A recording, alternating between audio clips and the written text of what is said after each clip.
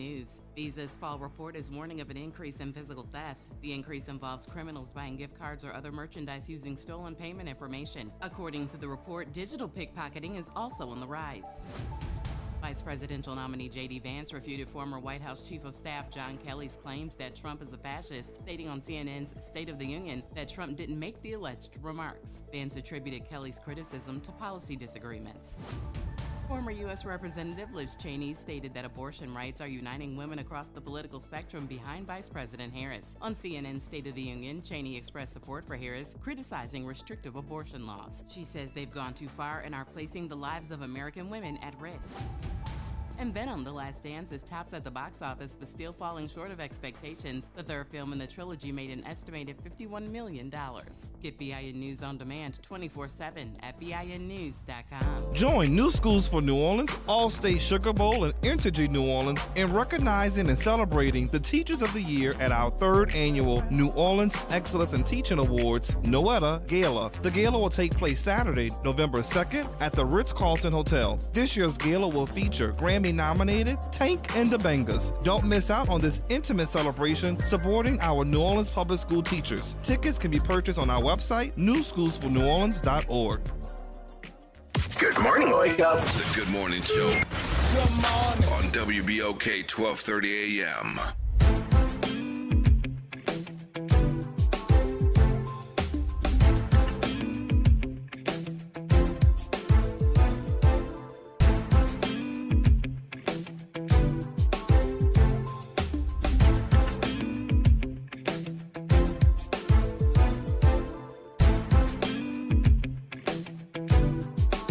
Wake up New Orleans, O.T., Dr. Wyatt, the early bird, and of course, Nyron on the box, man. Hey, Good morning. Happy Monday. man, yeah, it really is.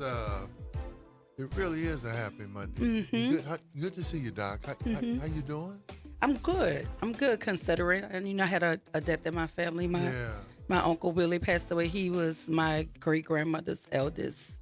The eldest child in terms of the living ones. He was the youngest, but he outlived everybody. So he was the last of 11. Yeah, man, it's been Gone. Yeah, it's been a season. It's been especially so much of that.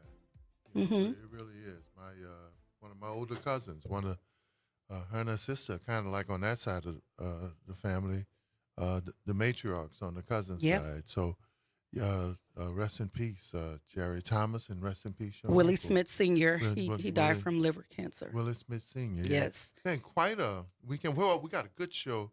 As always, man, we have a great show.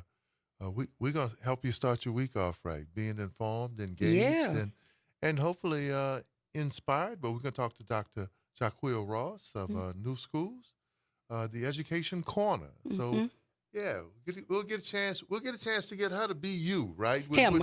Him. Yes, Dr. Shaquille Yeah, Ross. get He's an chance- Algiers guy.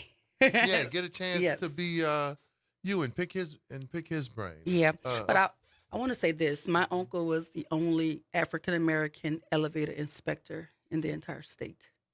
So if you had your elevator inspected anywhere Right, in that this city, oldest he was the only black Right. man to do it. So, And that was a skill. yeah, It's like the riverboat pilots, right? They didn't have very many of them, and it wasn't many of us at all. And it was a job he was the where, only one. where you made a good living, and Yes. if the elevator didn't go up or down, that was a problem. And if you've been trapped in one, like I have, you will want to see him coming. So yeah, and if you were trapped in one, no doubt about it. so shout out to my uncle. Yeah, busy Yeah. weekend. Shout out to New Orleans East Matters, Miss Jefferson from the Transit Workers Union, the Tiffany's Restaurant, and a few other folk, man. Noel, New Orleans East Group, man. They had the ride and second line to inspire people to vote. Look, guys, we got to pick it up. Yeah, we definitely do. What last day is tomorrow? Huh? Yeah, man, we Is it really. tomorrow? Let's see. What's today's date? Yeah, Yeah, it's tomorrow, the 29th. Yeah, we got to pick it up. Last day to early vote. Naren, we gotta get someone. we got to get someone to come back. Maybe an intergenerational panel about I like it. voter apathy. I like it. You know, because even with all of the messaging, you know, and all of the inspiration, those of us who are trying to inspire people are pumped up. Yeah, and we voted. And we Yeah, we voted. and we voted, Mm-hmm. but it's not getting to the core. Yeah. It really isn't, because when you look at all we've lost, and I, you know, and I've tried to the last couple of years, and we've tried to from education to economics to mental health, to talk about the disparities and the growing gap, but it has not lit a fire under the people who need to be fired up the most. So something's amiss, and we need to try to figure it out and develop a message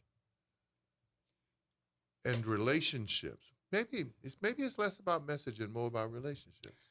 I'm still hopeful that more and more people will get to the polls. I think too. I'm not gonna lie to you. I was one of those people. I voted on election day. Like even with all of the early voting opportunities, I voted on election day. So I'm hoping that. But as we said, even with Will Sutton here, you think you have time. My uncle voted, but he passed away. He early voted, but he passed away before election day. So you believe you have time, and then you don't. And so yeah.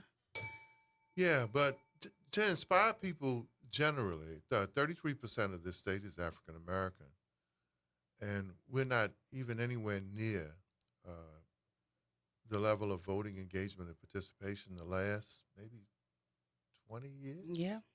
16 years. See, but the last 12 years have been more of a downward cycle, and some folk may special event vote, but most people, even we're losing chronic voters, are now voting every now and then. So do you think that's indicative of the facelift or the culture shift that the Democratic Party needs to have? I think some real conversations have to happen around Democratic strategies, and just how they're going to ignite or reignite their voter base. Yeah. Because no matter what he says or does, no matter what the Republicans say or do, they're inspired. Those folk are going to go vote. And so we got to figure out if that's a, an us thing, a Democratic thing, or 504-582-9422. What is that one thing you're not hearing from people like me, Dr. Wyatt, some of the experts we've brought on, the heads of political parties, specifically the Democratic Party? Yeah. What is it we're not hearing from black pastors, black activists and advocates? What is it they're not hearing or not doing? Because that's what I was going to say. I don't think it's about, in my opinion, right? Let me just be clear about that. That it's I think it's less about what we're not hearing and more about what we have seen historically about what is done after we hear the rhetoric, after we hear the promises, after we place our ballot, and then we don't get the real investment into the things that we are believing you to do.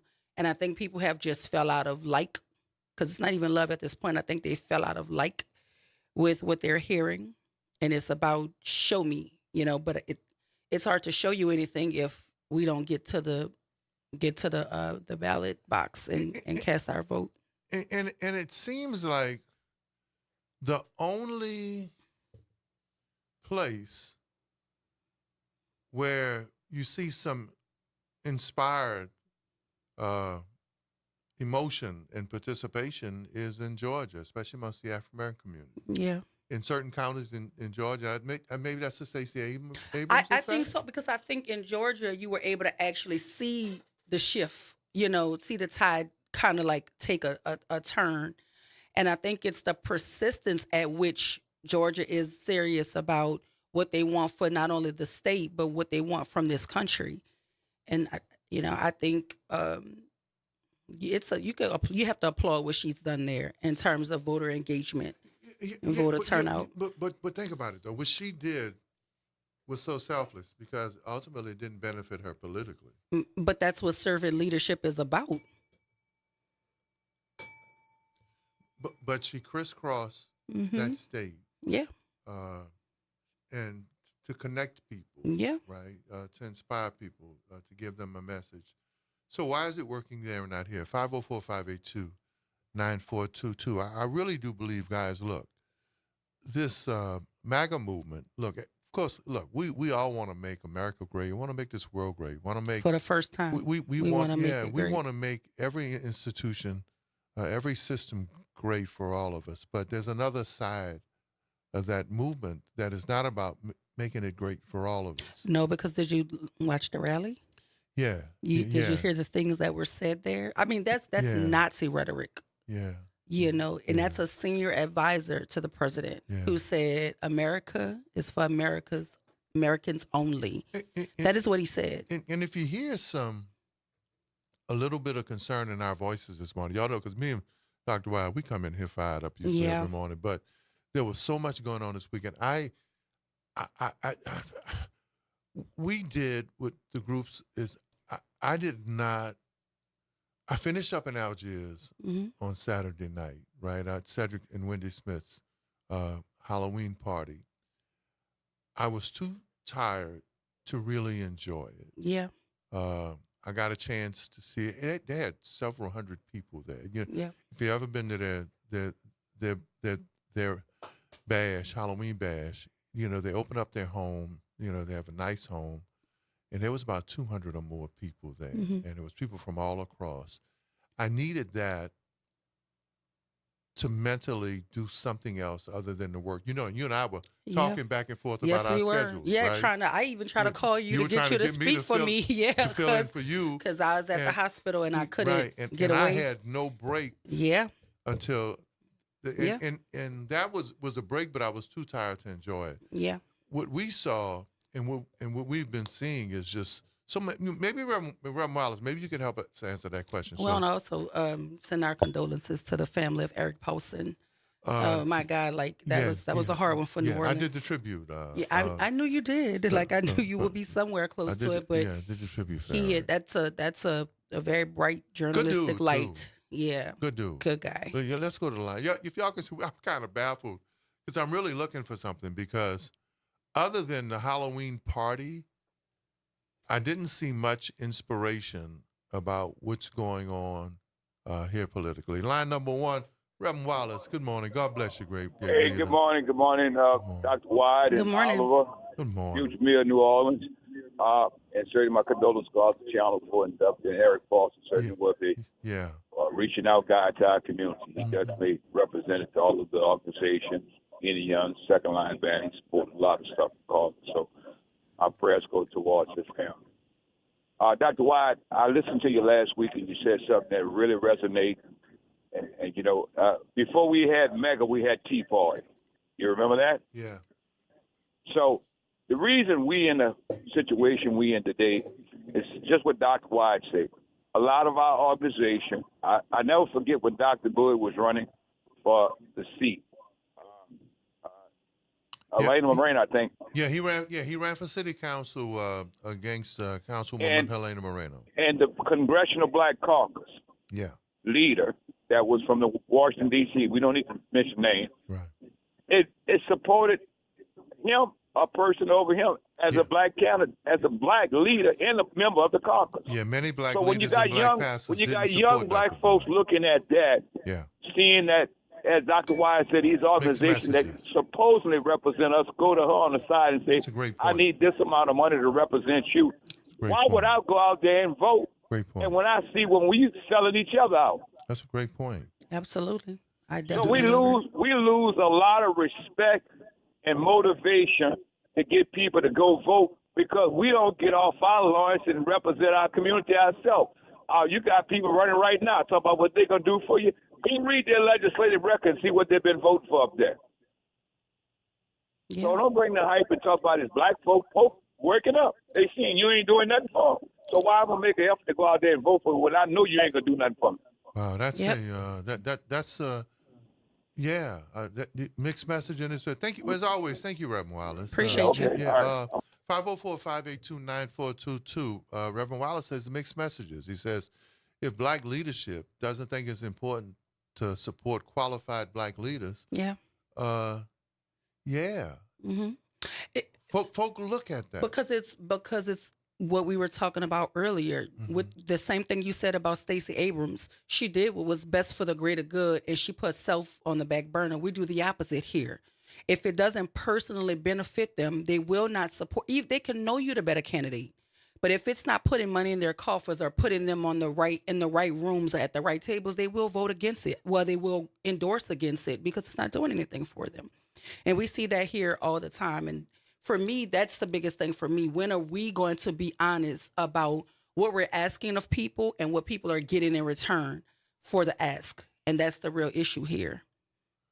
That separates Louisiana from Georgia. Yeah,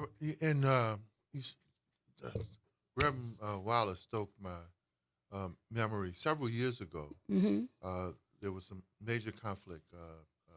Derek Edwards, who was the handicap. I know him. We ran together. Attorney, accountant. Yes. Brain, big brain like you, thoughtful, smart. He runs an amazing campaign too. And Black leadership supported the white Republican candidate he ran against. And so how do we accept that? How do we accept? That's the problem. How do we accept it? Because we should have made him pay for doing that. Then you don't get to have the pleasure of your seat if you're going to go against what is in the best interest of all of us. Because there had to be some gain in that for him. What sense did that make? Yeah. How did that happen, and how did we accept it? And I'll never forget, we worked hard for Derek Edwards, and to see their Black leadership, Black Democratic leadership, actually gave an event at Dookie Chase for Kyle Ardon, his opponent. At the Dookie Chase, like where the Dookie Chase. Oh, yeah. How do we allow that? I never I was just saying, talking to him, right, and he was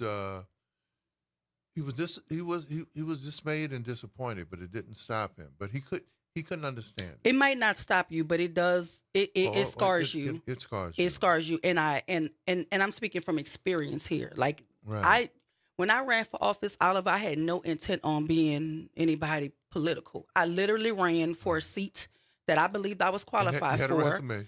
Absolutely. And I only did it because I could not fathom the young lady just walking back into the seat unopposed. Right.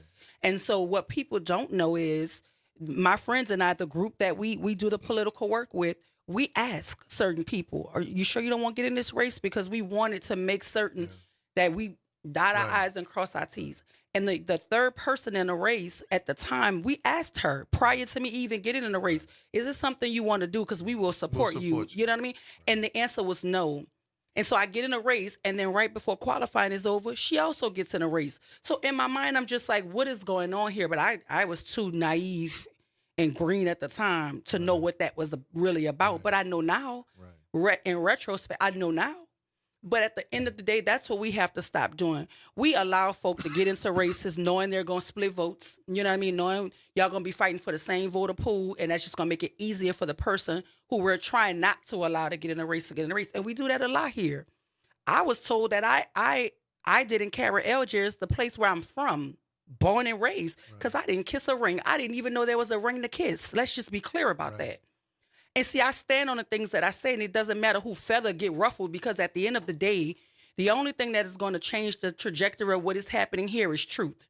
We don't tell the truth in New Orleans, let alone in the state of Louisiana. We pretend. We pretend. 504-582-9422. Something has to change. And let me tell you why. If we don't find a way to connect, and I can write, it's not the messaging. It's something that we're not doing. Because you're saying the things that need to be said. You're saying the things that you're going out doing the things you're supposed to be doing, but it's falling on deaf ears because they've heard it all before. So let me ask you a question, and I think you're more qualified to answer this. Probably not. No. I think you are, especially as a woman. Okay. Right, as someone who survived. Relationships, you've survived. Lord, that's a book. That's in the book, Oliver. You've survived professional challenges. I think it was Dr. Jeff, late Dr. Morris Jeff, who said one time, he said, when you talk about Black folk or abused people, really no matter what race or culture you come from, he said, when they've been battered and abused, once they get psychologically, they get to the point where they lose hope of Yes. faith, you can pretty much do them anything. They become almost like zombies. Yes. And he said the question, he says, think about the question they asked the woman who's been abused and battered for years, Hmm. and they ask her, why don't you leave? She don't know there's a safer place to go.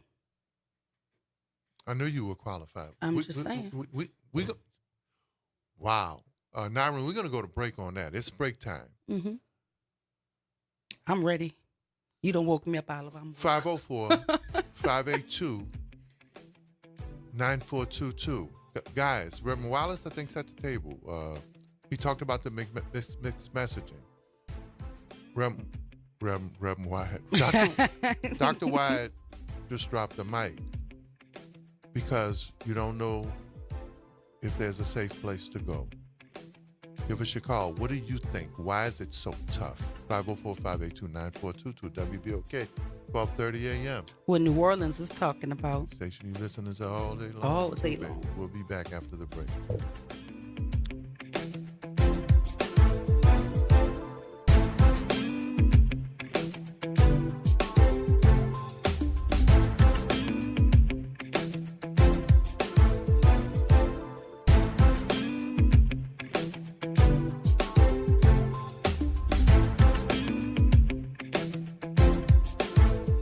Find us online.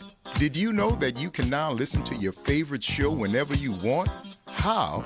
Just go to www.wbok1230.com. Click on the Talk tab and select your favorite show. There you'll see your favorite host and the show from each day.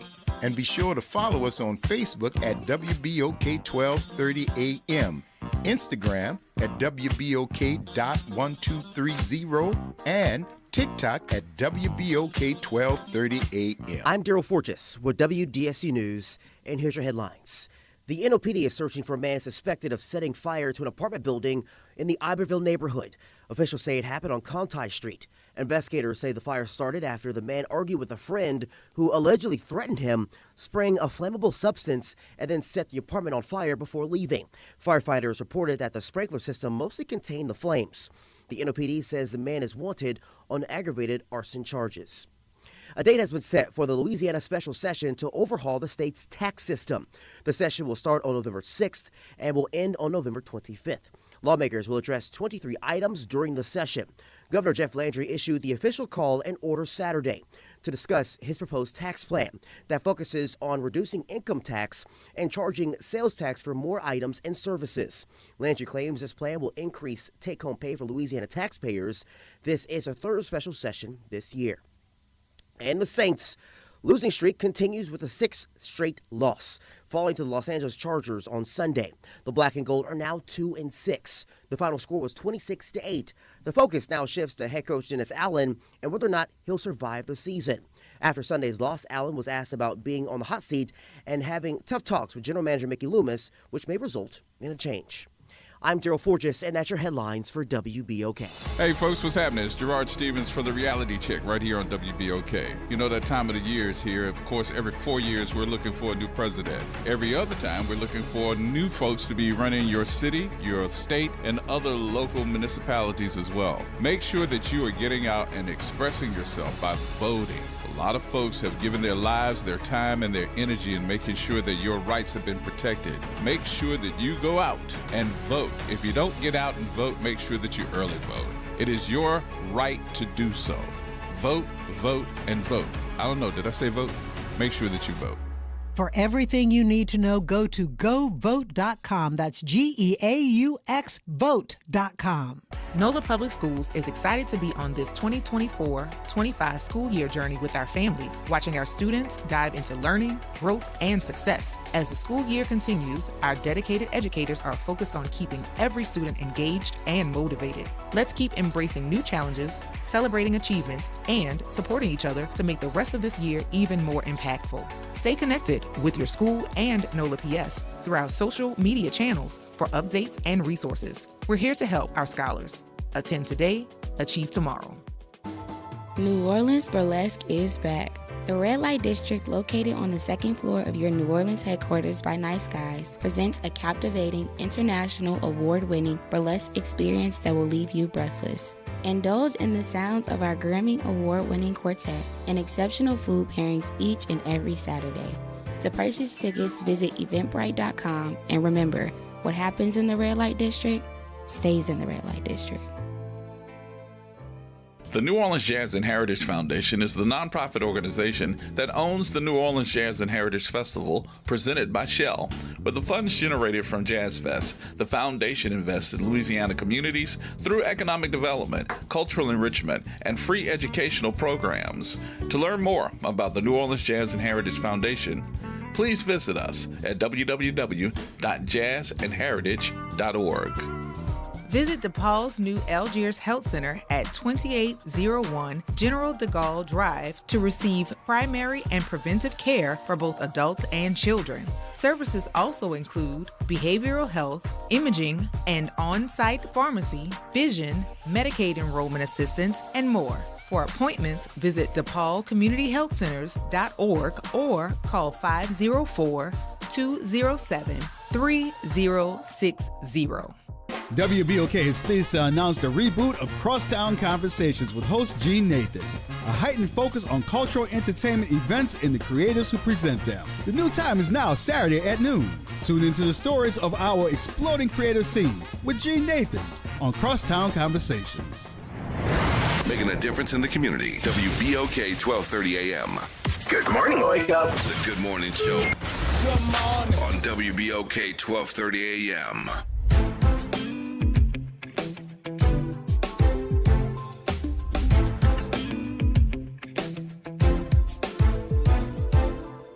We are back 27 minutes past the top of the hour. It's Monday, the 28th of October.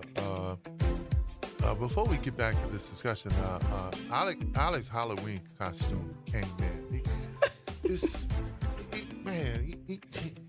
He got some kind of mask with a saw coming out the head. I just wanted to be Dracula, Frankenstein. It's not your activity. It's not your event. It's you just you're the passenger. Dr. White. He driving this car. You a passenger. Now he got this mask and it's a suit with a saw coming out the top of the. And you need to go get the daddy version. Some kind of no. Let's get back to the topic. 502-9422. Reverend Wallace said it's a mixed messaging, right? So why here in most places and spaces is it still tough to engage people into voting or to get them to understand or this call for action? What are we not doing? I think Dr. White is right. We're saying everything that needs to be said. We're using, in many cases, using the facts to back it up. But for our listening audience, I know it's Monday, right? But y'all are up because you're texting. Yeah. Call 504-582-9422. What are we not doing to inspire people? Dr. White said because many people, voters, and people are like battered women and children, or people who've been abused, right? If been abused so long, you don't know that there's a safer place. Yeah. And again, we were talking off air, and I said it's almost linear to the idea of violence in our city, right? When you grow up in environments where all you see is violence, all you hear is gunshots, you're not going to react to the 50th gunshot the same way you're going to react to the first one. Right. So then it becomes normalized in a way that it doesn't jar you anymore. It's like, oh, they're shooting outside. You know what I mean? But that's not normal, and it's not okay. That's no way to live. But when you feel like that's just the way it is, it's not going to change. You, for better or worse, begin to accept the reality of it. And that's the sad part. 504-582-9422. We're accustomed to Black leadership letting us down. Amongst the 15 things that I did Saturday, before I went to the Halloween party, Clarence Holmes, playwright from Dillard, lives in Houston now. I facilitated the discussion after his play about civil rights and voting, the Edmund Pettus Bridge, A Bridge in the Distance. And after the show, I was the moderator where we talked about those things, Mm-hmm. right? About how the main character went through obstacle after obstacle to vote for the first time. Yes. After being lied to, saying that they didn't have any more ballots. Mm-hmm. After be saying, "Oh no, if you want to vote, you got to go across town," and he would walk Mm-hmm. 6 hours. So look, let's get the lines. Line number 1, Brother Aaron. Good morning. God bless you, man. Good morning. How y'all doing? Man, we doing great, Great House. How you doing, man? One day at a time, man. One day at a time. Appreciate you. Yeah. As you know, first shout to the Fatherhood Roundtable as well as Absolutely. the People's Political Party. You were saying that what are we not doing? To me, we not going to the community and having those real in-depth conversations with the real people. And the reason why is because some of us are afraid to have certain conversations with certain people because we feel it will bring out the contradictions in us. So we tend to go to the communities or the so-called communities where everything is almost perfect at. I mean, you look at some of the organizations that we have out here, right? Some of the, the nonprofits. They're not really some of them are not really in the community where the problems are really at. They go into places where, again, things are almost perfect at. And when you see the numbers and stats, I mean, it shows because y'all not really in the communities where the problems are actually at.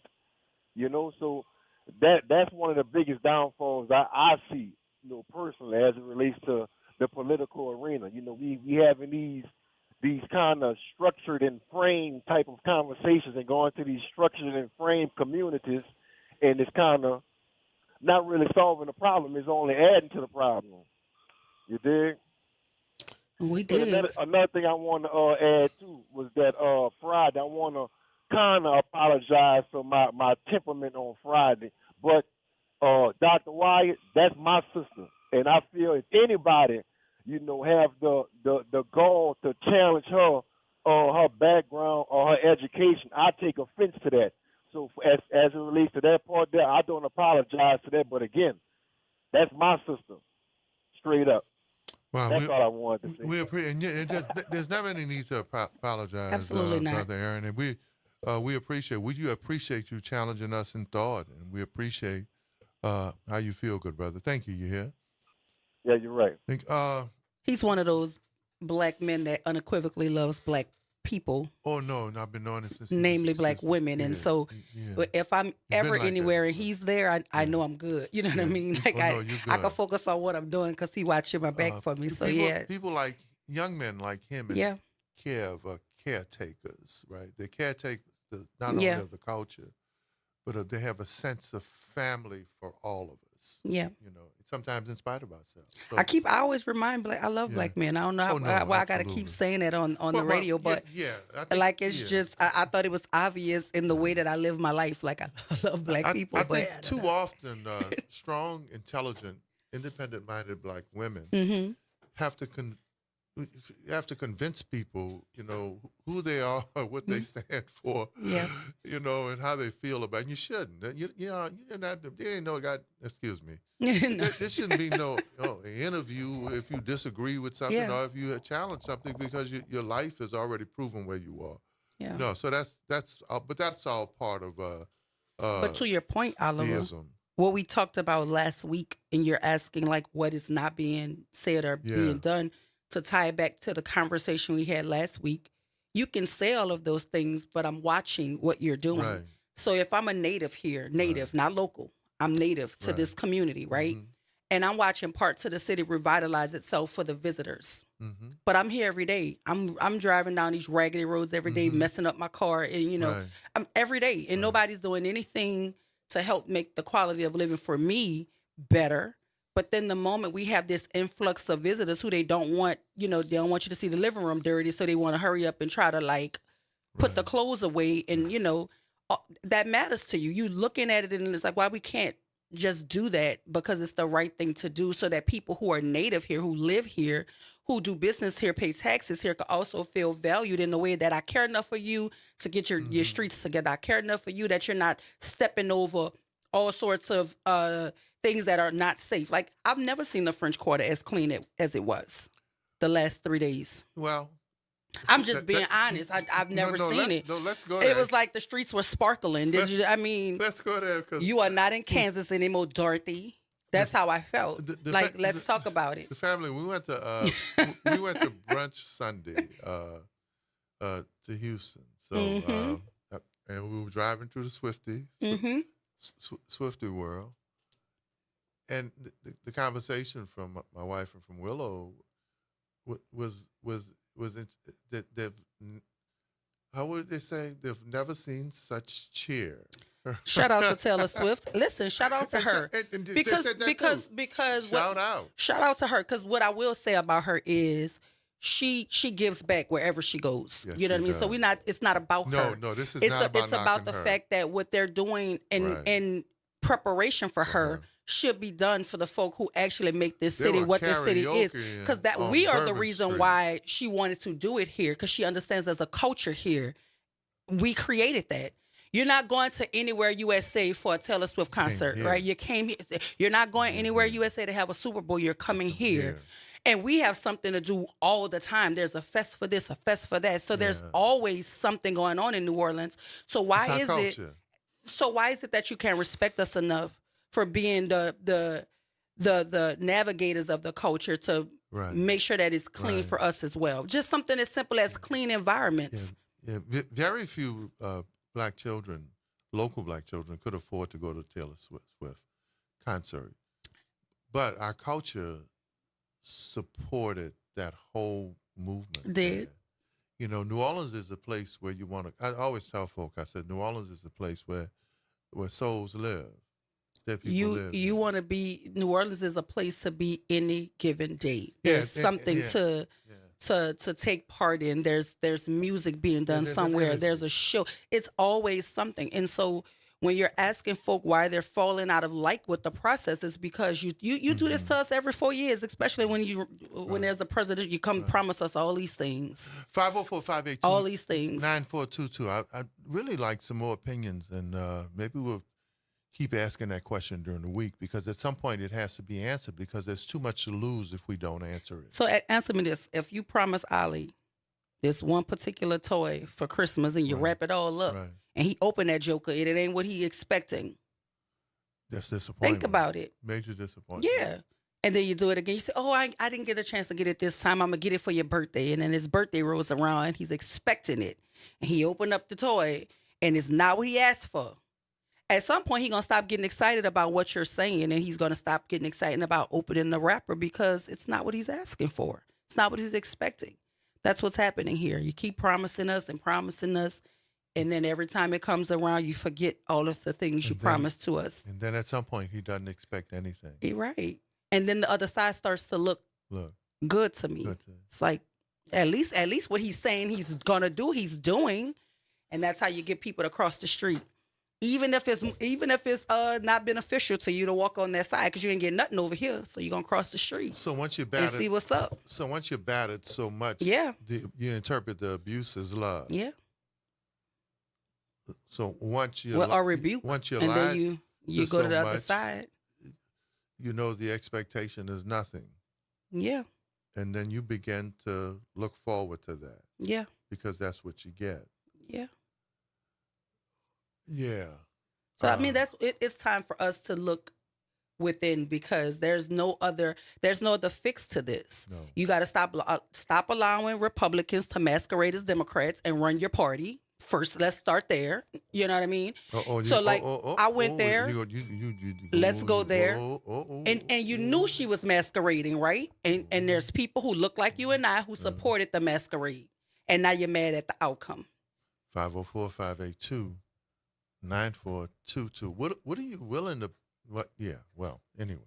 I bet you Sean Wilson has a problem with the fact that they allowed her to masquerade as a Democrat. 504-582-9422. Hey guys, let me say this. Reverend Wallace said it's the mixed messaging, right? The outright lies. Or the outright lies. Mm-hmm. Dr. Wyatt says is that, you lose hope. You don't feel like you're safe anywhere, so you might as well just stay where you are. Yeah. Line number one.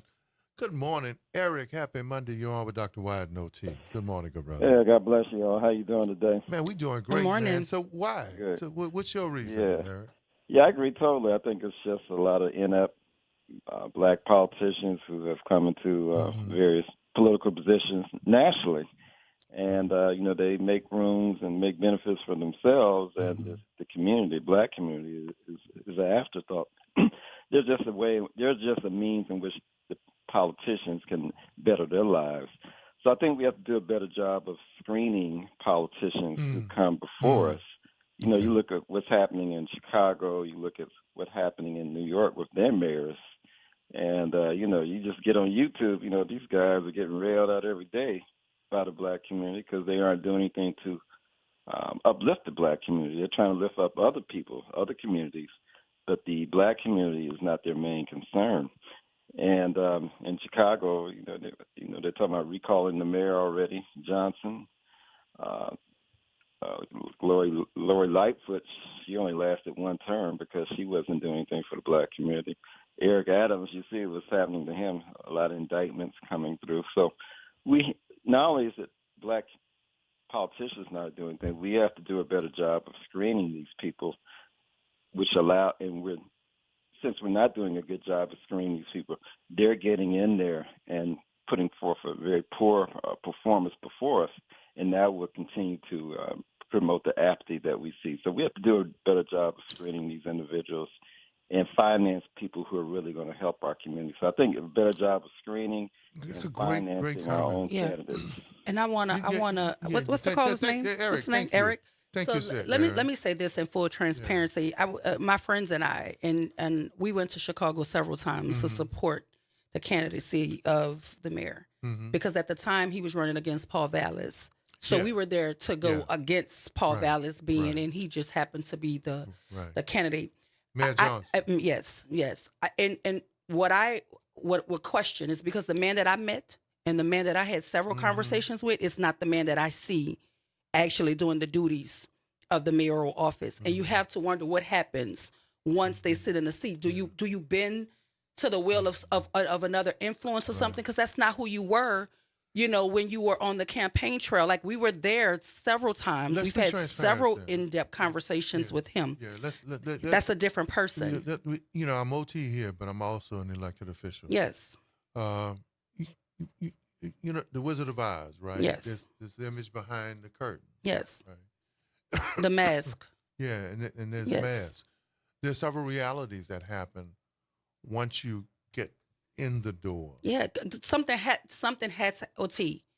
Listen, there's not much you could do to sit in my face and perpetrate a fraud in front of my face, and I can't see you for who you are. Right. That's not the man that we supported, because let's be very clear. I did not support Paul Vallis for that seat, and I wanted to do everything I could to keep him out of that seat. And if that's what it meant, that's what it meant. Right.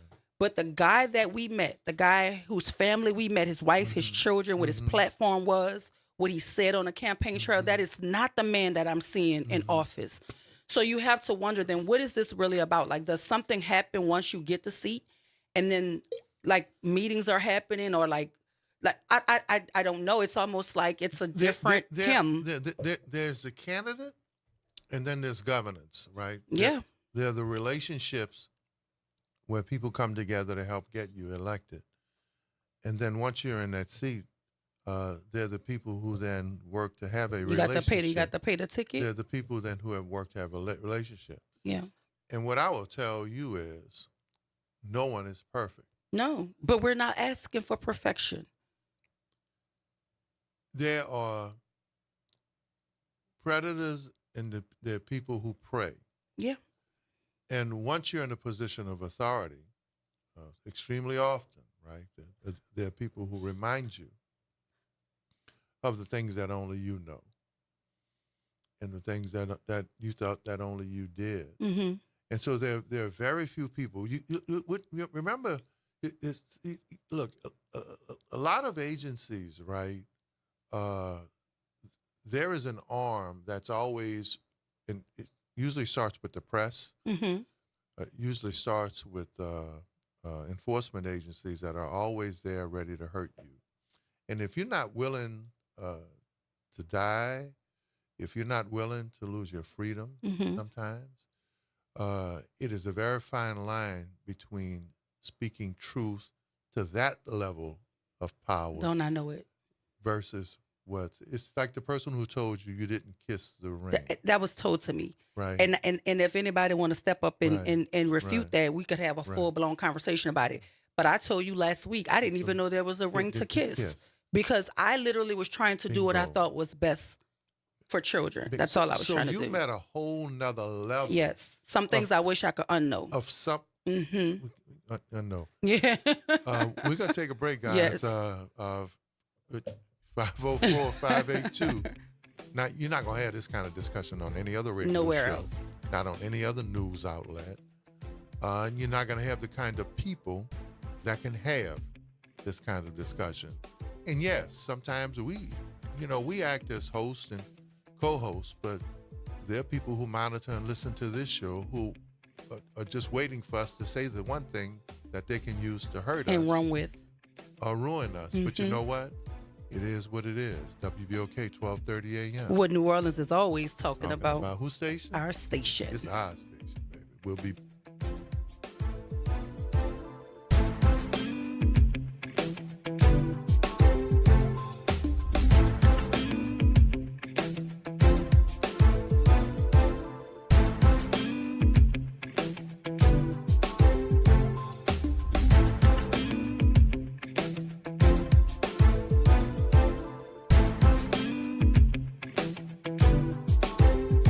This is your news update for WBOK 1230 AM from WDSU. For all your news and weather, watch WDSU News, New Orleans' leader in live, local, late-breaking news. Today at noon and 4 p.m. Patchy fog is again expected on the commute. After that, expect mostly sunny skies with highs in the mid-80s.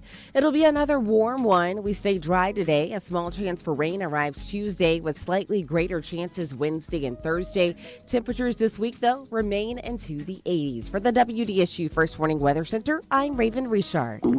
Oh no, stomach issues again? Stomach issues? Who are you? Your pancreas. I could be the real reason for your diarrhea, gas, bloating, stomach pain, or loose oily stools. I thought it was my stomach. People often do, but any of these symptoms could mean having a condition called exocrine pancreatic insufficiency, or EPI. With EPI, the pancreas doesn't release enough enzymes to break down food, but EPI is manageable. Use the symptom checker on identifyepi.com and speak with your doctor. That's identifyepi.com. Sponsored by AbbVie. September is National Recovery Month and time to celebrate the millions of Americans in recovery. Metropolitan Human Services District wants to remind you that treatment is effective and everyone can recover. If you are looking for a recovery program and you live in the Orleans, St. Bernard, or Plaquemines Parish, visit mhsdla.org or call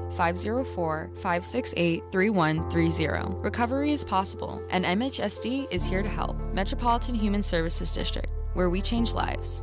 WBOK and LCMC Health are proud to present the Keeping You Well Cafe, 60 minutes of LCMC Health, where doctors speak directly to the people of New Orleans. LCMC Health is committed to improving the quality of healthcare in the New Orleans area, the Gulf South, and beyond. The Keeping You Well Cafe is another way for LCMC Health to engage with the community. Over the next few months, LCMC Health will join WBOK and local businesses to answer your health and wellness questions. Through this partnership, LCMC Health will provide resources to the community, including subject matter experts from the hospitals that will share expertise on health concerns and wellness practices to help you live your best life. Tune in to WBOK during the last hour of the reality check, or catch us at lcmchealth.org and follow us on social media.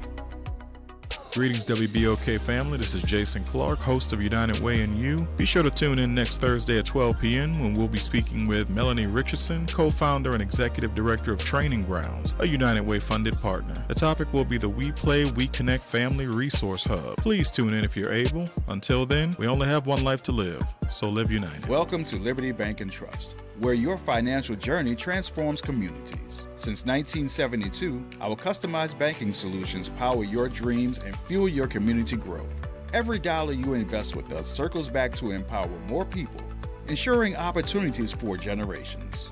Join us at Liberty Bank. Together, we empower possibility. Visit libertybank.net to start banking with purpose. Liberty Bank, there's freedom here. The New Orleans Jazz and Heritage Foundation is the nonprofit organization that owns the New Orleans Jazz and Heritage Festival presented by Shell. With the funds generated from Jazz Fest, the foundation invests in Louisiana companies through economic development, cultural enrichment, and free educational programs. To learn more about what the New Orleans Jazz and Heritage Foundation does, please visit www.jazzandheritage.org. Good morning, Wake Up. The Good Morning Show. Good morning. On WBOK 1230 AM.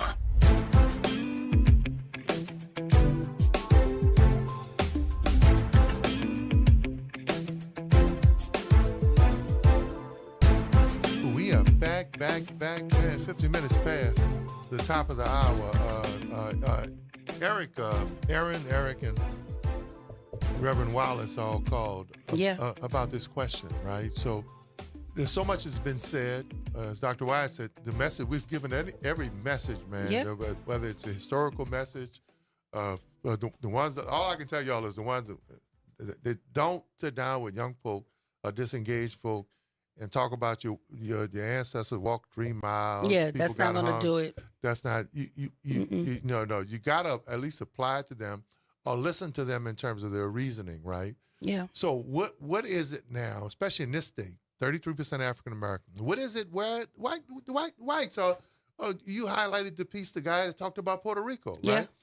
So Hispanic men are moving towards Trump and the Republican Party after someone saying your heritage, where you is come a from, floating island of garbage. Is a floating and Trump echoed the sentiment by saying we as in America are a garbage can for the world. That's what he said.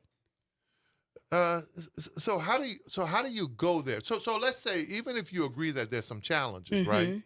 How does that language resonate with you?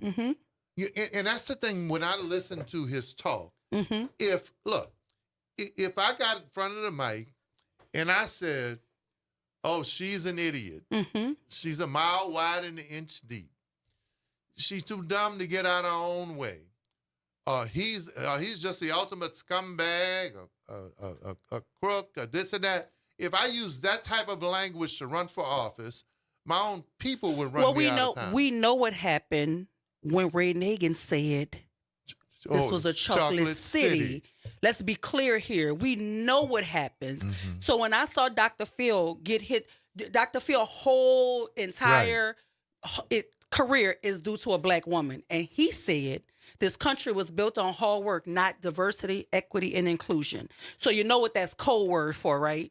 So I wanted somebody to remind him that, yes, this country was built on hard work. Yes, it was. On the backs of enslaved people. Oh, that's a great example. Let's start there. Like you can't be that smart and that stupid at the same time. So you know that it's his racism rearing its head. But you made your whole consciously persona. Or subconsciously. Absolutely, it's gonna come out. It's gonna come out. That's why Mel Gibson is showing his colors. That's just what's happening. You pander to a community of people that help make you wealthy. He helped make you wealthy because we all know, Dr. Phil and his whole persona was built on who Oprah Winfrey was, because Oprah Winfrey co-signed him, the black community embraced him. And then you stood on that stage and said, America was built on hard work, not diversity, equity, and inclusion. And DEI is now a dog whistle for black folk, right? That's exactly how they're using it. So he knew what he was doing when he said it. So we got to stop pretending like these folk have not been saying the quiet part out loud for a very long time. But as long as we are perpetuating frauds on our own communities and enriching ourselves at the expense of other folk who look just like us, we're going to continue to dig this same hole. And 4 years from now, we're going to be having the same conversation about the same things, because we don't want real change. Because if you wanted real change, you will elect real people who actually fight for people. So how do you get working class and poor whites, right? Because the white middle class is shrinking. The American dream is not because we took the American dream. It's like, I want my country back. Well, we all have it, right? So we're looking. But what country do you want back? What country are you from? Well, what country do you want back? Just start there. What country do you want? Because if you want your country back, I'm taking all my bricks with me. So if I take everything, if we take everything that we contributed to your country in quotation marks, what will you have? So how do we? Y'all gonna be back trying to figure out how to roll a wheel and wipe your behind, because everything about about this country was built on a backs of enslaved people. But we can't do this. We can't. I'm gonna take my bricks with me if you want me to leave. We can't do this by ourselves. Mm-hmm. All right. So the 2% is controlling all of the wealth. And that's why the 2% are fighting so hard for Trump. All of the access to opportunity. Mm-hmm. Most of the land. Yes. Stolen land. Land. So even if Hispanics and African Americans got together, we're still just less than 30% of the population right now. Now, what we're going to be in 2050 and 2060, we ain't now. This is so what where do the allies come from? I just want I want Melania Trump to open her ears and Elon Musk to open, because if you believe in what they're saying on the stage, if America is only for Americans, then his own wife can't be here.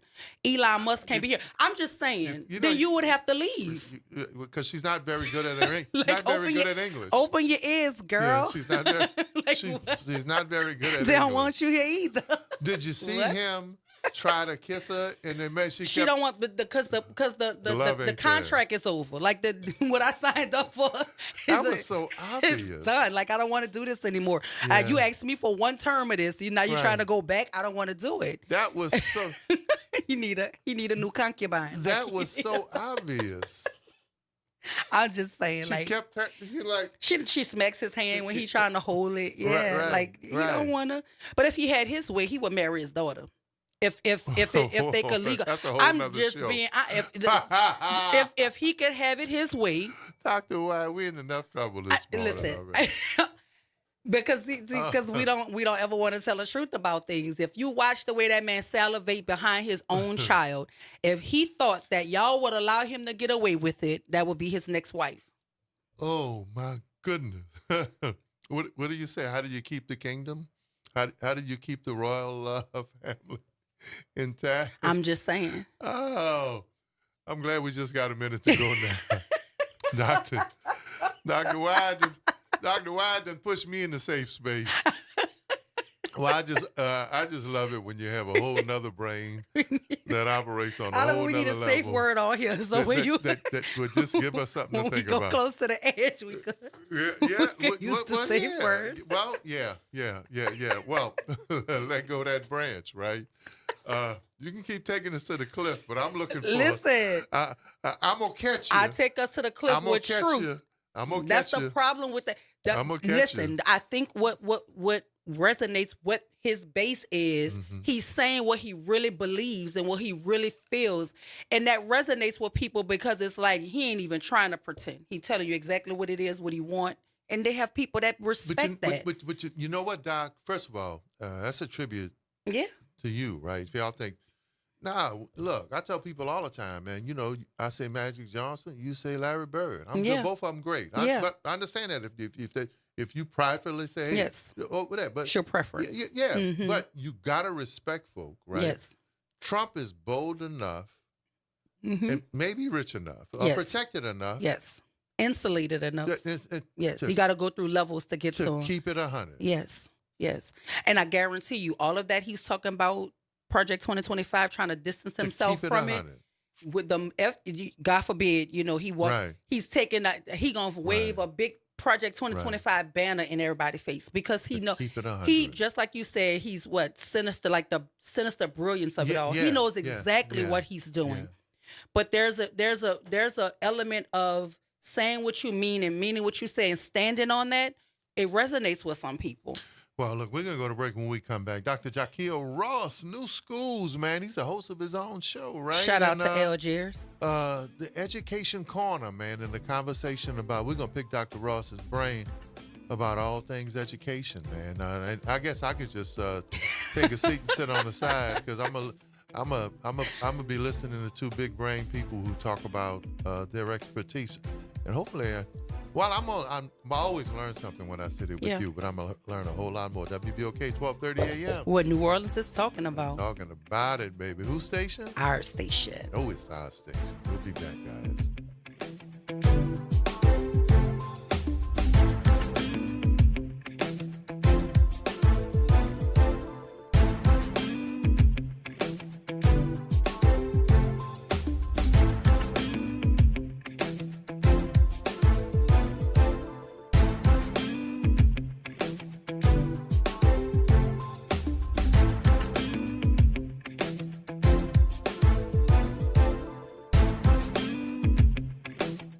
WBOK 1230 AM New Orleans. Home of the Good Morning Show, 7 to 9 a.m. weekdays. This news report is brought to you by New Schools for New Orleans. I'm Bree Wood with 4 things you should know from BIN News. A memorial ceremony at Pittsburgh's Jewish Community Center marked the 6th anniversary of the Tree of Life Synagogue shooting, honoring the 11 victims with a candle lighting. President Biden, Mayor Ed Gainey, and other officials acknowledged the tragedy.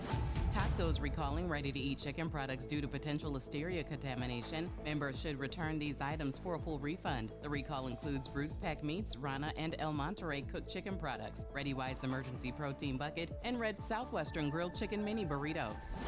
Golden State Warriors guard Steph Curry left Sunday's game against the LA Clippers with a left ankle sprain. Scheduled for an MRI, head coach Steve Kerr described it as mild or moderate. And a book missing from the Patterson Public Library in New Jersey for over a century has been returned. It was Shakespeare's Life of King Henry V. The library did waive the nearly $3,900 late fee. Get BIN News on demand 24/7 at BINnews.com.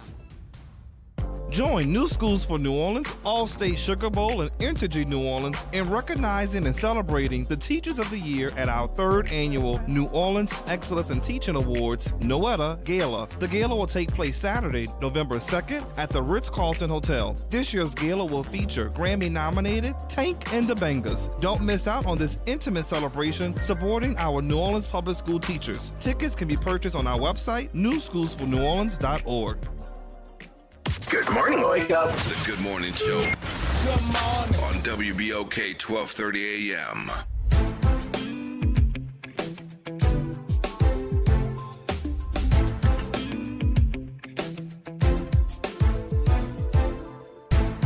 We are back 2 minutes past the top of the hour. Dr. Wyatt, OT, the early bird, Nyron on the box. We told y'all he was coming. Now he's here. Dr. Jaquil or Jaquel? Jaquil. Dr. Jaquil Ross, New Schools. As a matter of fact, you hear his voice here on WBOK every week. One of our leading educators here in this town. And welcome to the Good Morning Show. Appreciate it. Thank you for having me. No. It's early. Yeah, well, you know, Is it? Dr. White and I, we don't go to sleep. I so surely don't, because I didn't get about 3 o'clock. But before we talk education with Dr. Jaquil, you have to know that Dr. Jaquil is related to the new WNBA champion coach of the New York Liberty, Ranika Hodges. Yeah, that's his family member. We gave her a shout out when it happened. So I just wanted to make sure we said that. That's my cousin. First cousin. Yes, right. Real cousins. Blood cousins. Ain't that play stuff? I know in New Orleans we got play cousins. That's my real cousin. Yeah. Went to Au Pair Walker. Yes. She's actually a twin. Yes. Right. And they know I done already downloaded we've been talking about it since the Liberty won. Since it happened, yes. Since they won. So I just wanted to make sure that we knew that. Shout out to LGs. Yes, but for our listening audience who may not know, who is Jaquil Ross, and what was it about education that got you to land in this field? It was teachers I had in elementary and high school that inspired me on this path. And then personally, it was my brother and my sister-in-law. They are both educators, Spencer Ross and Dr. Kamisha Smith Ross. That's Pint to everybody else. Right. Coach Pint. Yes, Coach Pint. He's been in the system over 20 years. Yes. So the way that they interacted with students and the joy they had for the work that they were doing inspired me to want to do this work. Right.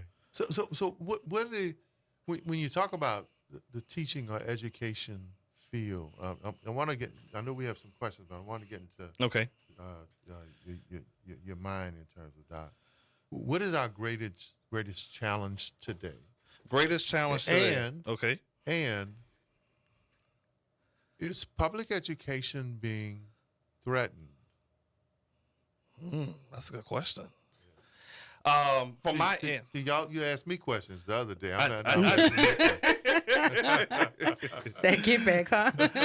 I think one of the greatest challenges we're facing right now is that when we look at retention and recruitment of teachers, we're not bringing in enough teachers. Teachers aren't really majoring in undergrad anymore in education studies, and then pipelines like TFA, Teach NOLA, the Norman C. Francis Residency Program, they're not bringing in the numbers how they used to. Right. So right now, we're not bringing it in the numbers, and we're not keeping enough teachers and then when I ask in our system. Is public education being threatened? Because as a student of history, most folk, in 1700s, Prince Hall, black man, challenged the Massachusetts state legislature for public education for all. Public education wasn't a right early on. As a matter of fact, the New Orleans public education system grew out of a system that was uptown. Then it expanded. Are we getting back to that at some point, or threatening to get back to that? I think there are some potential threats on the horizon. I think one particularly right now is that teachers want some flexibility. That's one of the big things that came out of the pandemic, but that's kind of hard, but we got to look at ways to do it. And I think the overall threat right now is that as inflation continues to rise in the city of New Orleans, teachers aren't getting paid enough money. So you got a lot of teachers that are starting to leave and go to other neighboring parishes and other neighboring states. So do you think that that migration is only because of pay? No, it's not only because of pay. But when we survey teachers, pay is one of the top 3 things when teachers say one of the reasons why they leave. Yeah. So for me, like but in full transparency, he's a friend of mine. Yeah. Dr. Ross is. He was also my son's administrator at his middle school. So I have a great deal of respect for their entire family. Ricky Ross was a friend of mine as well. She passed away, but we graduated high school together.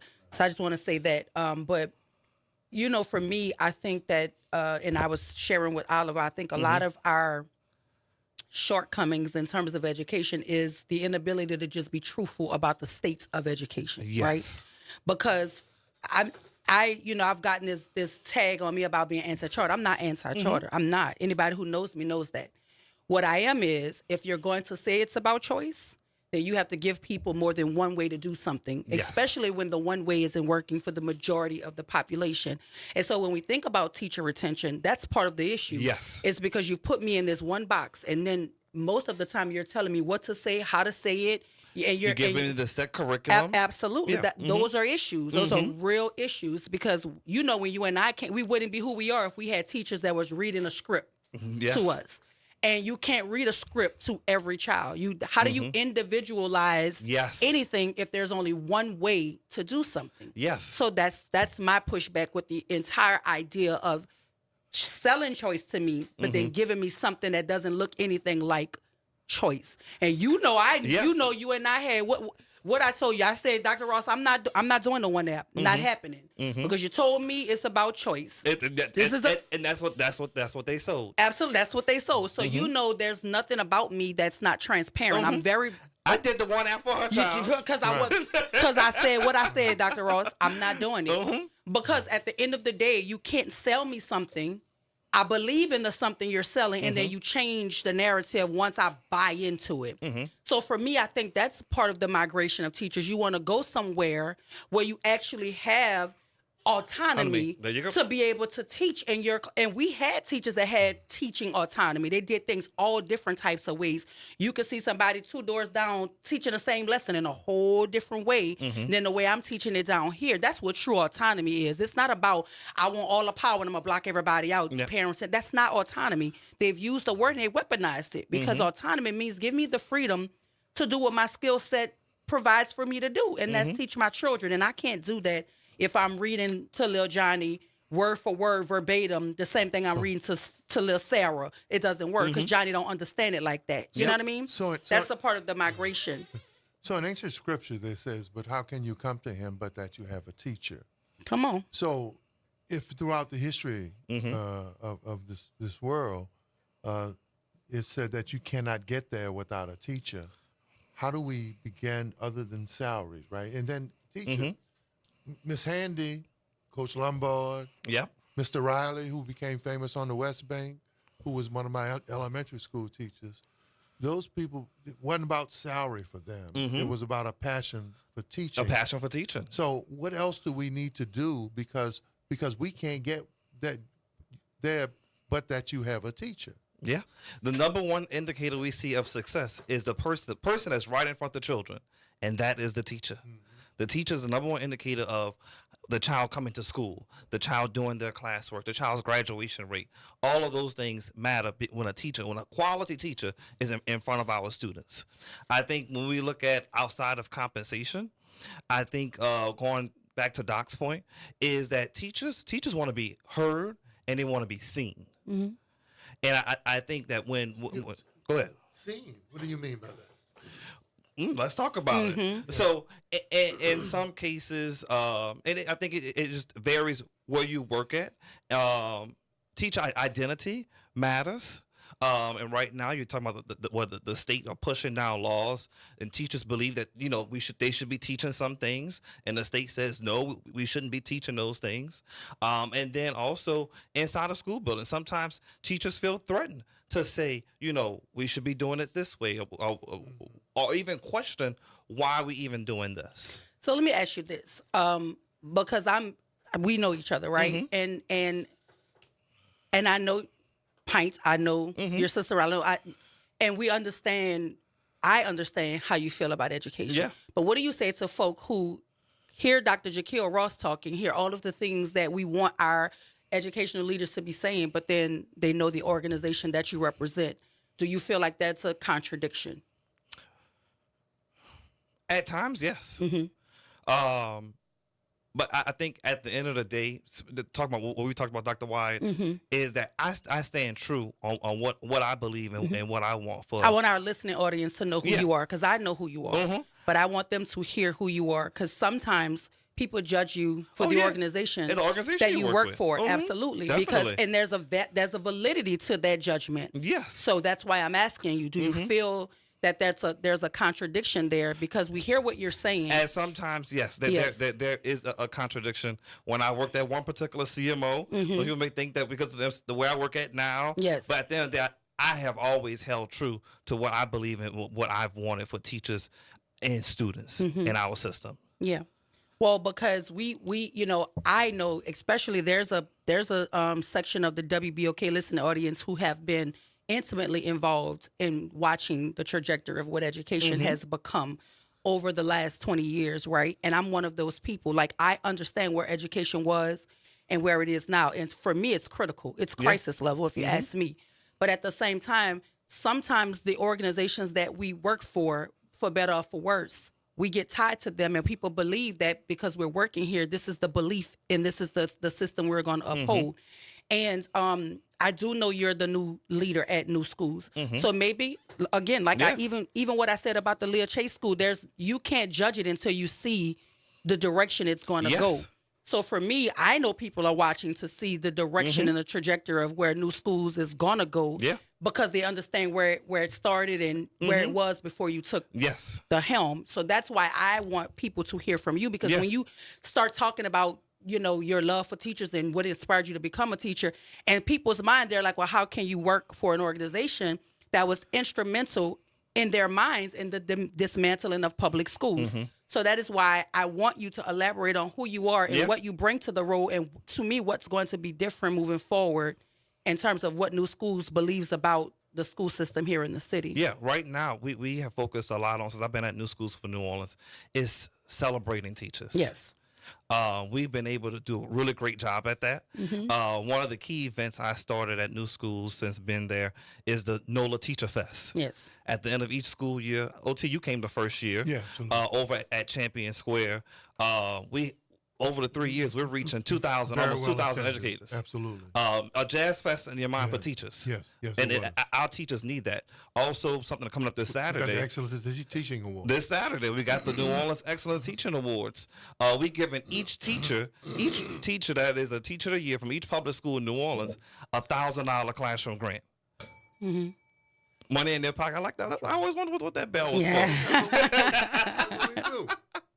But no, it is, you have to change the narrative about the profession and uplift the people who are currently doing the work that matters. How do you re-engage the folk who we've pushed out and pushed away? How do we re-engage them? Because I think we're doing ourselves a disservice when we don't tap into our veteran teacher base and to make certain that they understand that what happened to them wasn't right. how do we welcome them back into the fold? How do we re-energize that population of educators? I think of it in two ways. One is trust. Yeah. They have to trust the people who are doing the work. And some of these people were around, and they would say like, "Hey, this person had a hand in pushing me out." So being able to say, "Hey, I trust this person. I'm willing to work alongside this person to do the work." And I think the other thing is honest conversation. You got to have honest conversation about what has happened, where we are now, and where we want to be. Oh, let's go to the lines right now. Line number 1, Reverend Calhoun, you're on with Dr. Ross. Good morning to all. Good morning. Doc, I'm interested in the we can't hear fairness you, of the Can you hear me now? Yes, we can. That's better. Yes, we can. Okay. I'm interested in the fairness of the monies that's being distributed to different schools, I should say. How is it that one school get from your organization X amount of dollars and there's a different amount? When is it going to ever come back to a fairness that all schools will receive be treated the same in terms of the monies? One of the biggest issues I see is the transportation.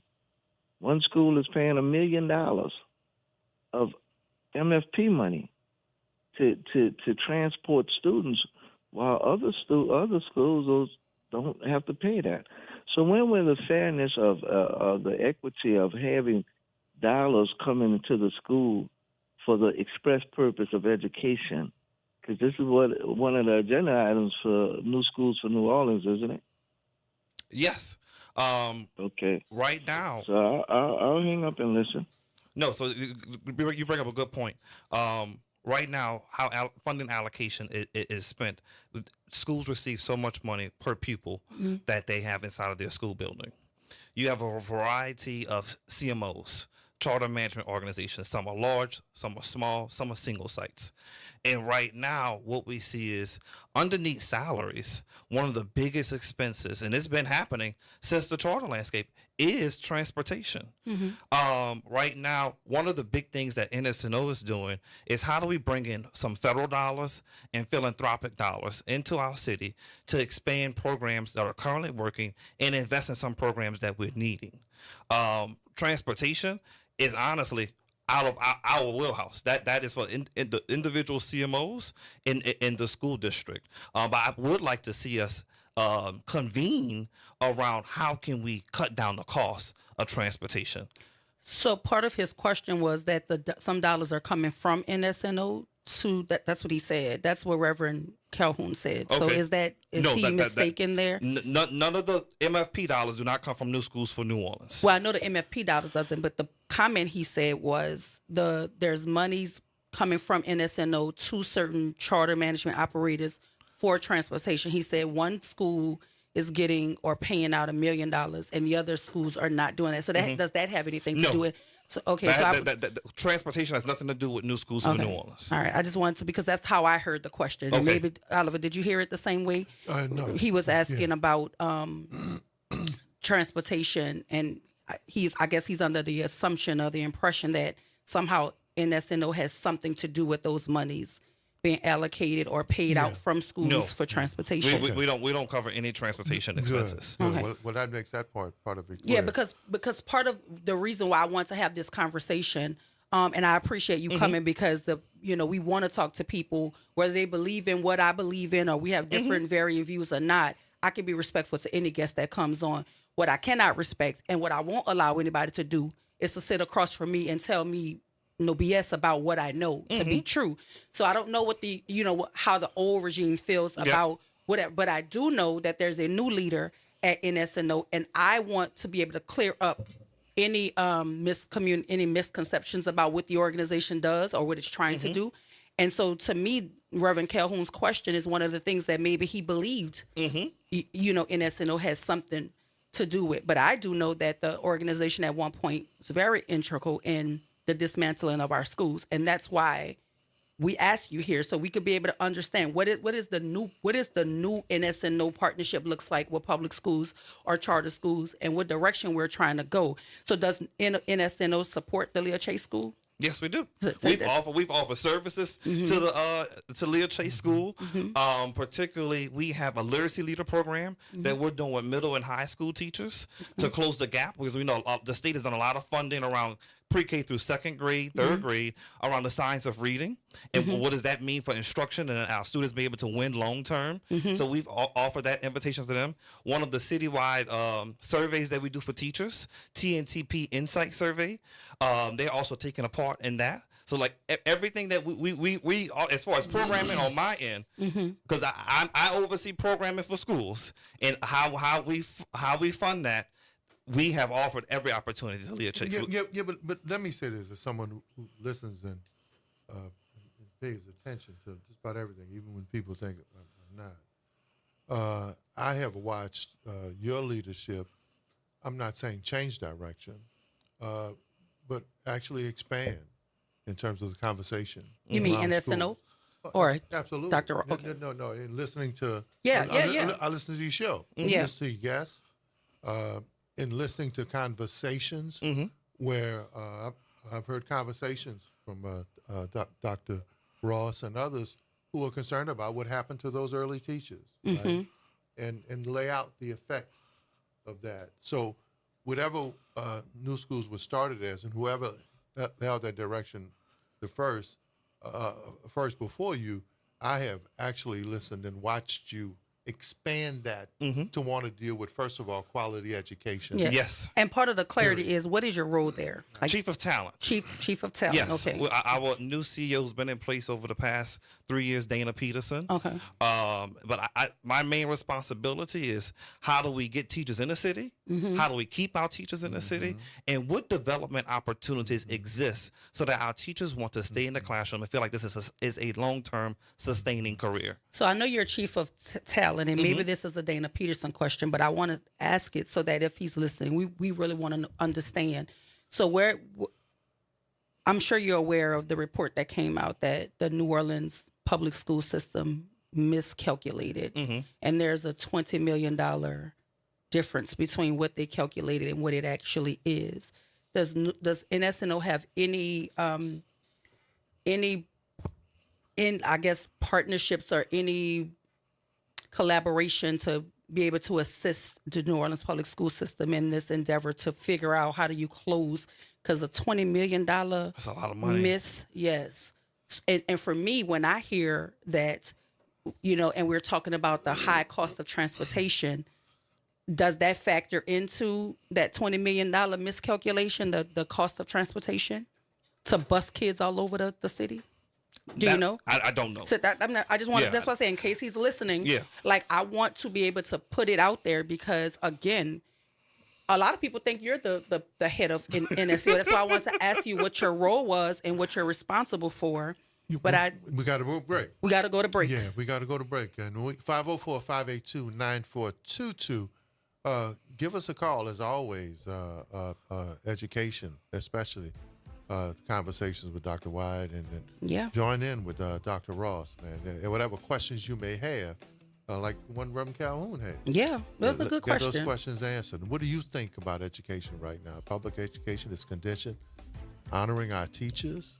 And we want to talk more before we end about the Excellence Teachers Awards Gala, too, because that's coming up soon, correct? Yes. That and a whole lot more on WBOK 1230 a.m. What New Orleans is talking about. Well, whose station? Our station. Yeah, you know it's your station. We'll be back.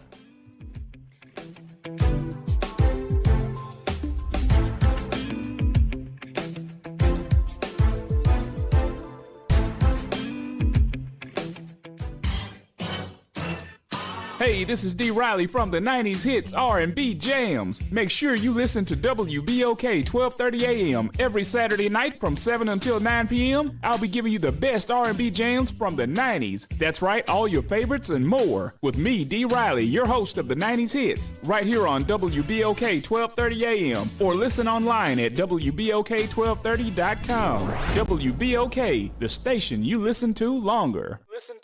I'm Daryl Forges with WDSU News, and here's your headlines. The NOPD is searching for a man suspected of setting fire to an apartment building in the Iberville neighborhood. Officials say it happened on Conti Street. Investigators say the fire started after the man argued with a friend who allegedly threatened him, spraying a flammable substance and then set the apartment on fire before leaving. Firefighters reported that the sprinkler system mostly contained the flames. The NOPD says the man is wanted on aggravated arson charges. A date has been set for the Louisiana special session to overhaul the state's tax system. The session will start on November 6th and will end on November 25th. Lawmakers will address 23 items during the session. Governor Jeff Landry issued the official call and order Saturday to discuss his proposed tax plan that focuses on reducing income tax and charging sales tax for more items and services. Landry claims this plan will increase take-home pay for Louisiana taxpayers. This is a third special session this year. And the Saints' losing streak continues with a sixth straight loss, falling to the Los Angeles Chargers on Sunday. The Black and Gold are now 2-6. The final score was 26-8. The focus now shifts to head coach Dennis Allen and whether or not he'll survive the season.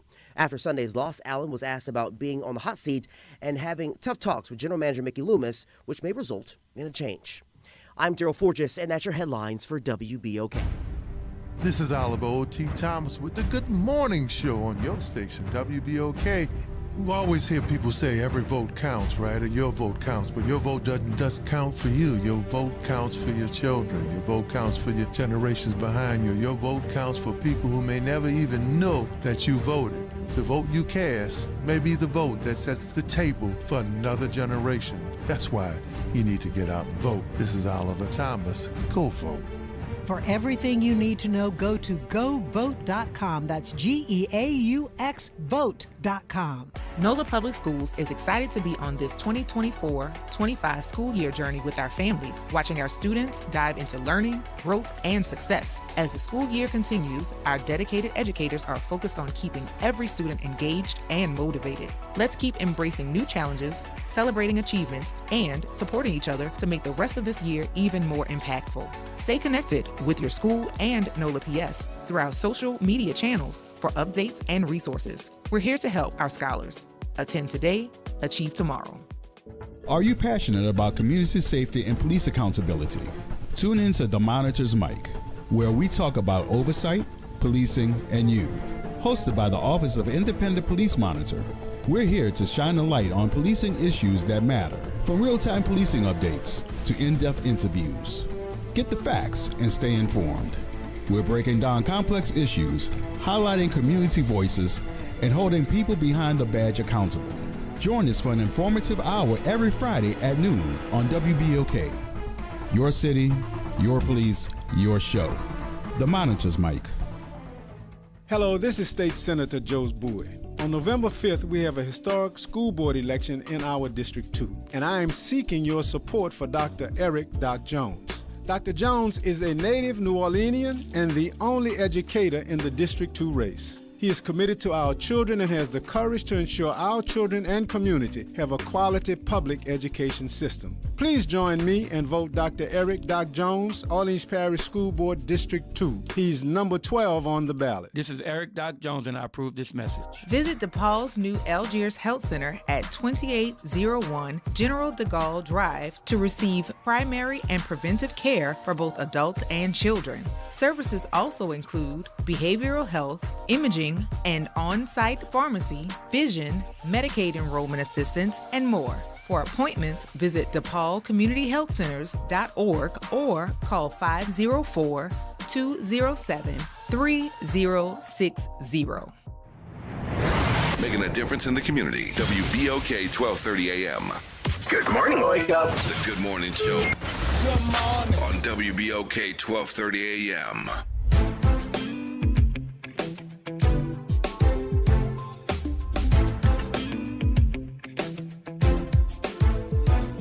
We are back. New schools. Yes, your schools, right? Dr. Jaquil Ross guy, if you haven't listened to his show, when is the show? It's every Monday at 12:30 p.m. on 12:30 a.m. Talk that, no education. Man, and I've listening to his guests and listening to his points of view about education, public education. So talk to us, right? So for teachers who are out there listening, how do you get to be Teacher of the Year? We allow each public school to decide on how they best see what the Teacher of the Year looks like at their particular school building. So we don't set the criteria for that. We just say, hey, give us your Teacher of the Year contact information, and we'll take it from there. Okay.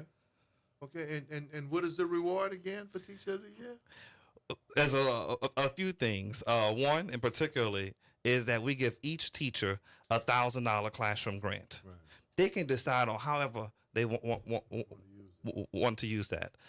They also have the opportunity to come to the gala and be recognized. This year we got Tank and the Bangers, so we're really excited about the entertainment. But just think of it is a red carpet affair for our educators. And I don't think that's happening anywhere. So I think it's really good that New Orleans is taking the lead on doing this event for our educators and making them feel valued and appreciated. And you recently hosted a STEM NOLA Summit. Yeah, we had a STEM NOLA Summit last Monday over at the New Orleans Career Center. When we look at the data and from our surveys from teachers, they say that STEM is one of those areas that they want more professional development opportunities. So that's what we've been doing. We started last year with Nancy Sterling, and we continued this year. Okay, so what kind of teachers are we looking for? Right. You know, because having a degree in education is one thing. Yes. Having a degree is one thing. Yes. But being able to teach it is another thing. Yes, definitely. You got to go back and get that pedagogy. Okay. I'm over at Tulane teaching some classes over there for them, Right. and it is rewarding to be able to see what teachers know. How can I help them? Right. What skills do they need to thrive in their career? All right, let's go to line. Line number one. Hakim, you're on with Dr. Ross. How you doing? Good morning, OT. Good morning. Good morning. Dr. Good Wise. morning. This is a conversation that, brother, I would like to have with you one-on-one, but let me just share something very briefly. Thank you all for accepting my call. You know, education in this city, with all due respect, and I'm saying this out of unconditional love to you two educators, is that has been hijacked.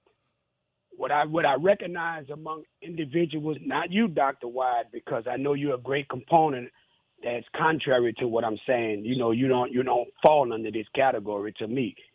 Well, most individuals, I don't know you personally, Dr. Ross, what I'm saying, I'm generalizing this statement, is that what I've recognized since I've been studying pre and post Katrina public education in New Orleans. No, I'm not a product of the public school system. I'm a graduate of 2600.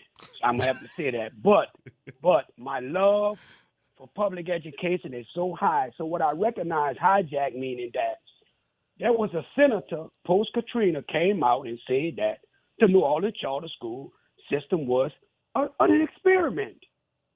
So everybody felt like he said something like the Blue Planet play, like, oh no, Dr. Boyd could be wrong, but he was right. How we line this up to show he's right? Pre-Katrina, we didn't have all these behavior problems with young black males in the city like this. The teachers were from the school, from the neighborhood. I meant you could walk to the schools in the community. So if you did anything wrong, the community saw the behavior before it became rapidly intensifying. They was able to intervene, change the behaviors. Now, in 2024, I'm moving fast. I asked a question to the superintendent of the school system in New Orleans. I said, what school has the highest detention, expulsions, and suspensions in New Orleans?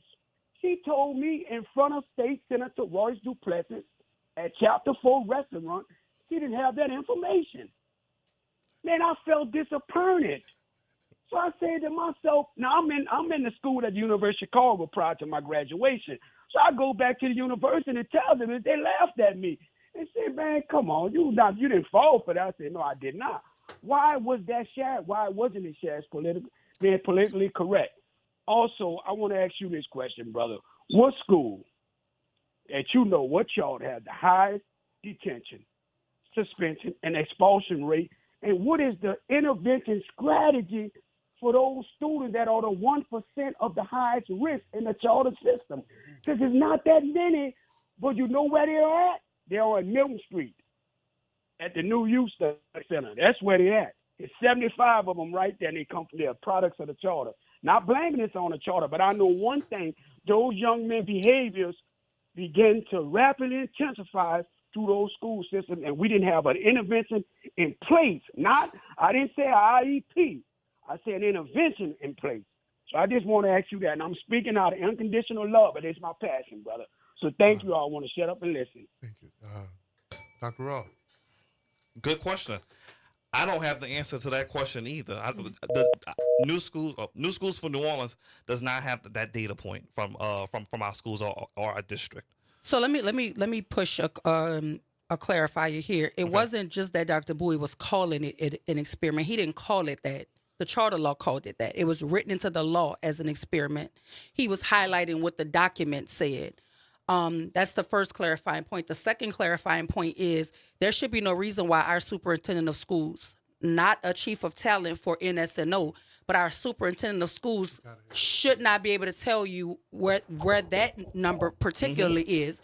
Because if we're trying to change the trajectory of our school system and we're trying to authentically raise reading scores and academic rates, then you should be able to understand what that targeted group and where it is. And he's absolutely correct. There's a large amount of our kids, namely boys, that are sitting over there at the juvenile centers. But the crazy thing is they're going to get more resources over there than they could ever get in their actual school. That's the crazy part of it all. But what I don't understand why our superintendent couldn't answer that question, but I do want to make it very, very clear. Dr. Bowie did not call it an experiment. There's no, we don't want to. He actually was calling it out because it was in the law already. They knew that it was considered an experiment. And the crazy thing about it, the other part he called out is, with it being an experiment, how many experiments that doesn't collect data? The whole purpose of an experiment, would you agree, Dr. Ross, is to collect data points. Both did research. Absolutely. So let's whether it's qualitative or quantitative. We did, and you had data to go on. And so for me, I push against anybody, whether it's New Schools for New Orleans or any other outfit that wants to malign our public schools pre-Katrina, because my stance is the charter schools have been carrying the football long enough now to compare outcomes to their own outcomes. This conversation about pre and post ought to be out the window at this point. We should be saying, where are we from 2005 to now? Like, what progress have we made? And that's the data points that we ought to be talking about. Because the easy out for them is to continue talking about pre-Katrina, because they're not even telling the truth about that data. But let's not act like they haven't been carrying this football long enough to measure themselves against themselves. So for Kim's concern, especially as an intervention specialist, who in the system deals with the 1.5% or 2% that usually wind up in the criminal justice system, on parts of the criminal justice system?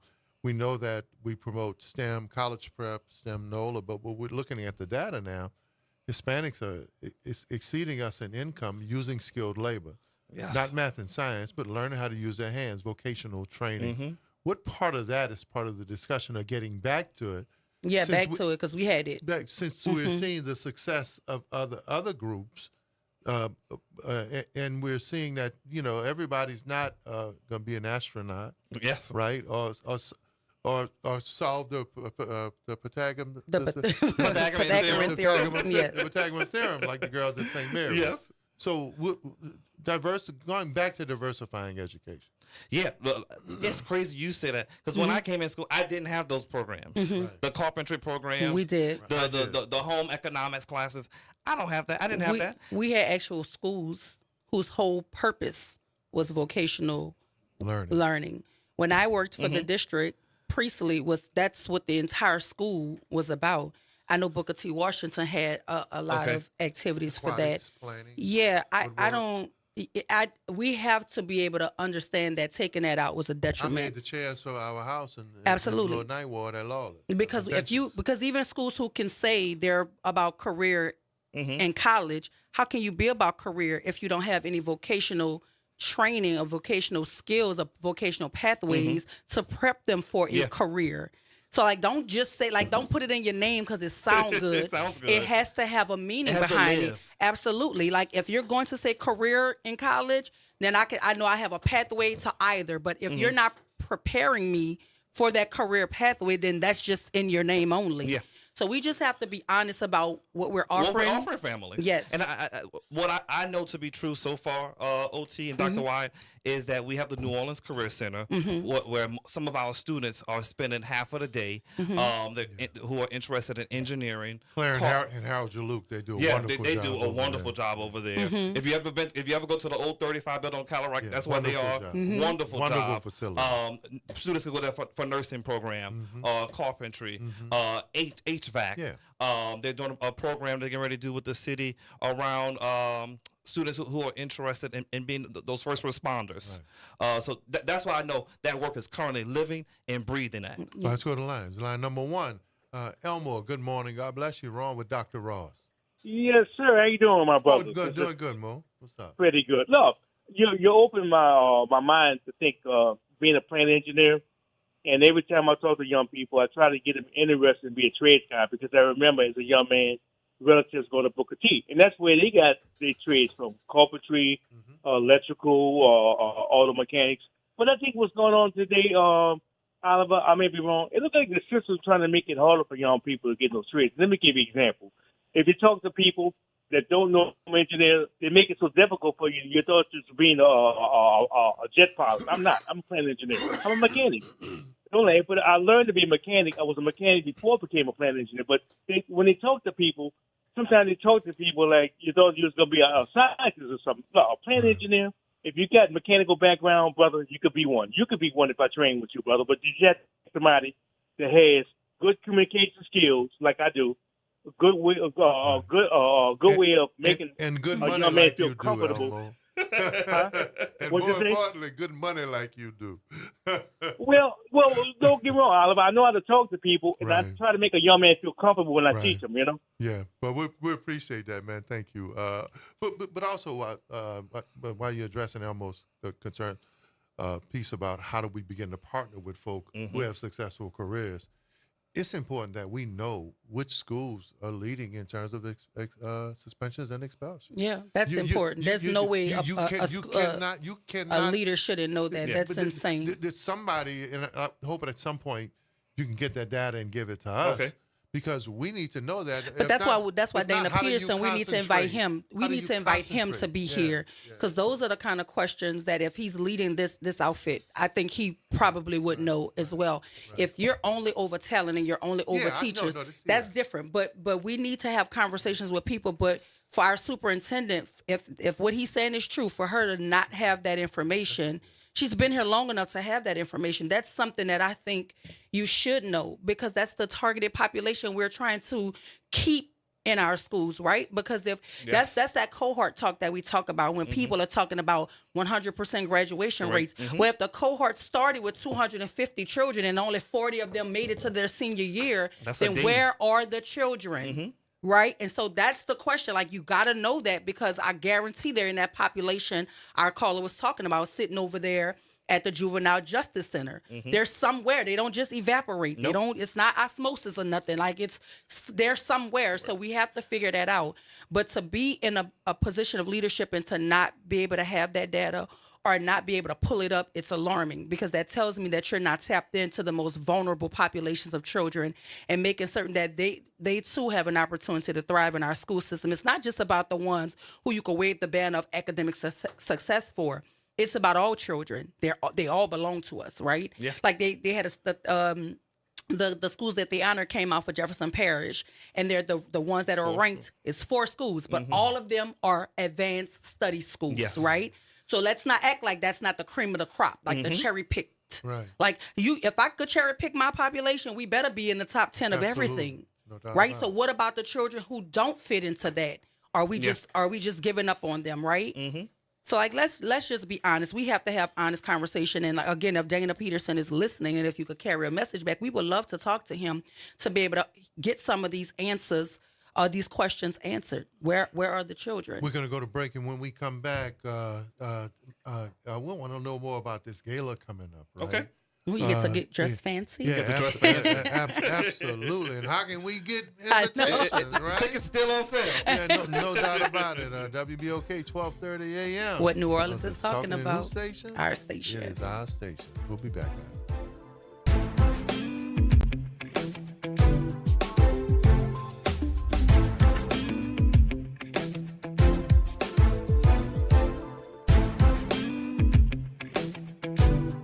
This is your news update for WBOK 1230 AM from WDSU. For all your news and weather, watch WDSU News, New Orleans' leader in live, local, late-breaking news. Today at noon and 4 p.m. Patchy fog is again expected on the commute. After that, expect mostly sunny skies with highs in the mid-80s. It'll be another warm one. We stay dry today. A small chance for rain arrives Tuesday with slightly greater chances Wednesday and Thursday. Temperatures this week, though, remain into the 80s. For the WDSU First Warning Weather Center, I'm Raven Richard. New Schools for New Orleans wants to send a huge shout out to our teachers, school leaders, and students in NOLA Public Schools. We see you, we hear you, and we applaud your efforts. Be sure to tune in every Monday at 12:30 p.m. on 12:30 a.m. for Talk That NOLA Education. I occasionally have nerve discomfort in my hands, so the things I love to do Let's play something, Grandma. became difficult as I got older. If you have occasional stabbing and burning in your hands and feet, try Nervive Nerve Relief. Nervive's clinically studied dose of alpha-lipoic acid reduces occasional nerve discomfort in as little as 7 days with continued daily use. Say yes to healthy nerves with Nervive Nerve Relief. These statements have not been evaluated by the Food and Drug Administration. This product is not intended to diagnose, treat, cure, or prevent any disease. Keep up with NOLA Public Schools through Education Elevation, hosted by Superintendent Dr. Avis Williams. Education Elevation will highlight the achievements, innovations, and contributions of scholars, educators, schools, and the district. Tune in every fourth Wednesday at 11:30 a.m. for engaging conversations and updates as we strengthen connections and support the needs of our scholars. Mark your calendars for every fourth Wednesday at 11:30 a.m. Hi, it's Dr. Shepard with Honeydew Products, here with your Medical Minute. In today's Medical Minute, we will discuss a problematic persistent bioaccumulant, decamethylcyclopentasiloxane, or D5-siloxane. D5 is often used in the first or second ingredient in off-the-shelf daily hair care products used to perform typical hair routines. It makes hair easier to brush and prevents breakage. It's also used in deodorants, antiperspirants, and skincare products, and was used in dry cleaning fluid. D5 leads to adverse effects on the respiratory tract, liver, and nervous system of laboratory animals, and has also been connected to uterine tumors and may increase problems in the female reproductive system, as well as increase female reproductive diseases. Banned in Europe, the European Chemical Agency has called it a very persistent bioaccumulant. Applying heat to these chemicals with curling irons and straighteners releases them further into the air, increasing chemical emissions from 50% to 310%. They are then transported through homes' ventilation systems and in the atmosphere, circulating them through your home, the environment, and our neighborhoods, especially during morning hair care routines. For the health of you, your household, and your communities, choose hair products without D5-siloxane. If you are interested in knowing more about natural and real ingredient hair care products, give me a call. 504-858-4696. This has been your Medical Minute with Honeydew Products on WBOK. In New Orleans, every child deserves a quality education. Dr. Donaldo Batiste knows that means supporting both strong charter schools and traditional public schools. Our kids deserve every tool available to succeed. Good charters work, but so do great traditional schools. Dr. Batiste refuses out-of-town dark money from national charter donors. He's focused on what's best for our children, not their profits. I'm seeking re-election to improve all our schools for every child in our city. Vote Dr. Donaldo Batiste. Real solutions for real progress. This message is approved by and paid for by Friends to Elect Dr. Donaldo R. Batiste. Hey everybody, it's Kimber White Dupree. And it's Graylin Bryant Banks from the front porch. We're coming up next. Good morning, Wake Up. The Good Morning Show. Good morning. On WBOK 1230 AM.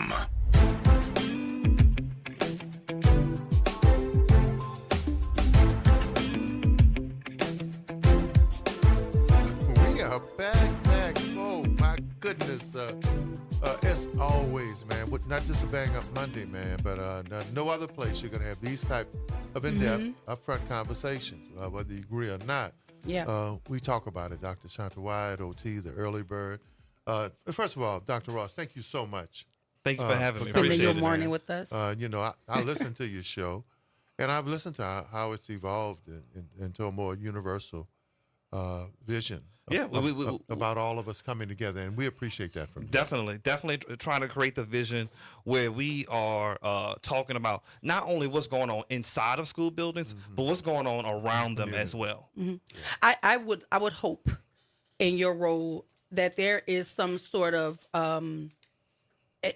not atonement, for lack of a better word, but the teachers who were done a disservice, I think somebody in a position such as yours should say that to them. Like, we understand what happened to you was wrong, right? And in order for us to be able to mend that, we're allowing, like, those teachers could be, if not full-time teachers, but mentors to these the new crop of teachers that are coming up. There should be some way where they ought to be able to be made whole in terms of acknowledging that what took place with them was absolutely wrong.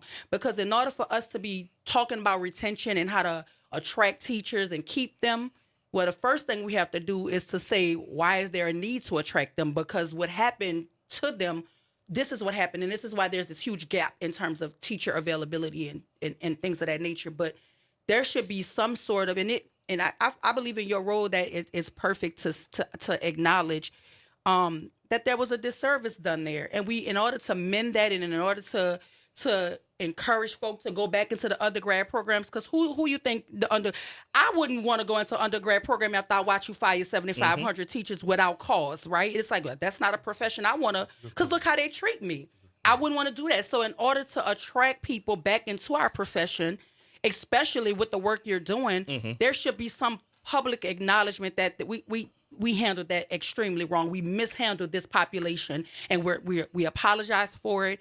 And in order to make it right, what we're saying publicly is you can still be an asset to us, whether you want to come back and do it full time or you want to come back in a mentor role, right? So that these novice teachers and these kids who are just coming out of programs can learn from people who are university trained and educated, people who understand pedagogy, who understand the culture of our kids and our community.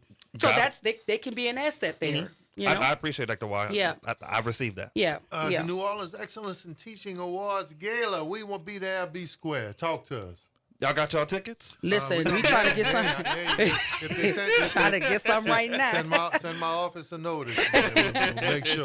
We'll make sure we support you. No, but we are honoring about 90 educators across the city this Saturday.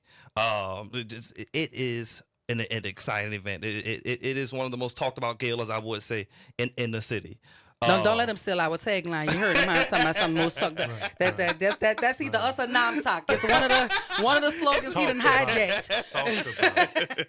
But no, we gonna do it. Bring it all out. We have our sponsors over at Entergy New Orleans. We're thankful for them for sponsoring this event, and All-State Sugar Bowl as well.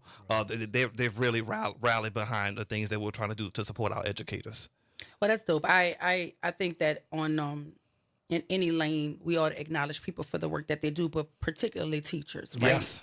Because we as teachers and educators and leaders, we wear so many hats. So many hats, and I think there's a space to honor them. So I appreciate the work that you're doing and the trajectory you're trying to go in terms of building up our teacher pool, especially for Black men. We need more Black male teachers in the classroom interfacing with our Black boys and our Black girls. We absolutely desperately need that. I've never understood how our teachers can produce the thought leaders of our time, the political leaders, the CEOs, chairmen, the athletes, some of the most prominent people in the world, and teachers have to struggle to make a living. Yes. That is one of the things that I've always unsettled me. And I'm hoping, Dr. Ross, at some point this movement that you're helping lead to help pay our teachers more would at least get them to the point where they don't have to struggle financially. Yeah, well, they have a living wage and feel comfortable. We don't have to tell our teachers, oh, you got to tutor, you got to do this. You have teachers that are even Ubering. They have second jobs. Yeah, that's insane. Yeah. They're second jobs, and there's not much left after you've actually. If you're working, if you're doing your job, there's not much of you left to be Ubering and working second jobs. But the other thing, Dr. Wyatt said, when you were talking earlier, was that why would someone go into education if you're talking about dismantling the Department of Education? Right. If you're talking about privatizing Yes. education. So some of that messaging, I think, the narrative, has to change. Yes. But I'm glad that you get it, though. No and doubt for about people who are listening, I keep trying to tell people every time I get on this mic, the WBOK listening audience is tapped in. Like, they understand. You have people in the chat and people who are listening and calling who understand where our school system was pre-Katrina and where it is now, who are products of public education. And we're listening to organizations such as the one you work for years, you know, talk about our system in a way that makes it seem like there was nothing, zero good about it. And that's the pushback you're getting in terms of the questions people are asking. But what I want to encourage people to understand is, that's why I asked you what your title is, what your specific job is, to try to build up a teacher base. And the reason why I said what I said, because if you're going to build up a teacher base, then you have to acknowledge that the way our teachers were handled with this recovery school district thing was the wrong way to handle our teacher population. That destroyed the middle class in New Orleans. And in order for us to really be honest about where we are and where we're trying to go, you have to be honest about how we got here. And we got here because we disposed of a teacher base for no other reason other than to bring in an outfit of our choosing. That's all it was about. And so for me, I want people to be clear about what your role is and what you do, and the fact that you're trying to atone for something that you didn't help do. You weren't even old enough to be doing it at the side. Listen, 12:30 on Mondays. I want to be very clear about that, what your role is, and I also want to be very clear about your boss. He's welcomed here anytime to answer some of these questions that fall more in his domain. We would love as opposed to yours. Chat with him about his vision, especially the hierarchy at New Schools. Yeah. Their vision for public education. Because I would also like to ask him if he's ready to admit that our public school system pre-Katrina wasn't all bad. It did not deserve to be destroyed, hijacked, dismantled in the manner that it was. I would like to have that conversation with him. So hopefully he'll come on and grace us with his presence. And the New Orleans Excellence in Teaching Awards Gala is when? This Saturday, November 2nd, this Saturday at 8 p.m. at the Ritz-Carlton. Ooh, the Ritz. My goodness. Fancy. Putting on the He Ritz. got money. Take us home, Dr. Ross. Who's going to be on New Schools on the show today? What can we expect? Today we are getting ready for our gala, so we're bringing on a few teachers of the year. Our no other honorees to talk about them, their experience in teaching in New Orleans, and what does this award mean for them, and what they plan on doing with their funds. All right. Man, that's a great conversation about looking to Elon Musk giving out $1 million. Shakira Ross giving out 1,000, huh? Yeah. Well, we giving out advice. That's all we could afford. If it's a green light, stay out the crosswalk, right? If it's raining, bring your umbrella. Yeah. And if it's an election, vote. Show up. Early voting ends tomorrow, October 29th. We're 8 days Vote. away from election. Election is November 5th. Don't sit on the Please back get porch out and or vote. the side porch. Go to the front porch. Kim Ben Graylin, the reality check with G, the host of the sports show with Coach, and on your station, WBOK 1230 AM. What New Orleans is always And talking whose about, station? our station. No, it's our station. See y'all tomorrow. Have a I like wonderful that. week. Doc?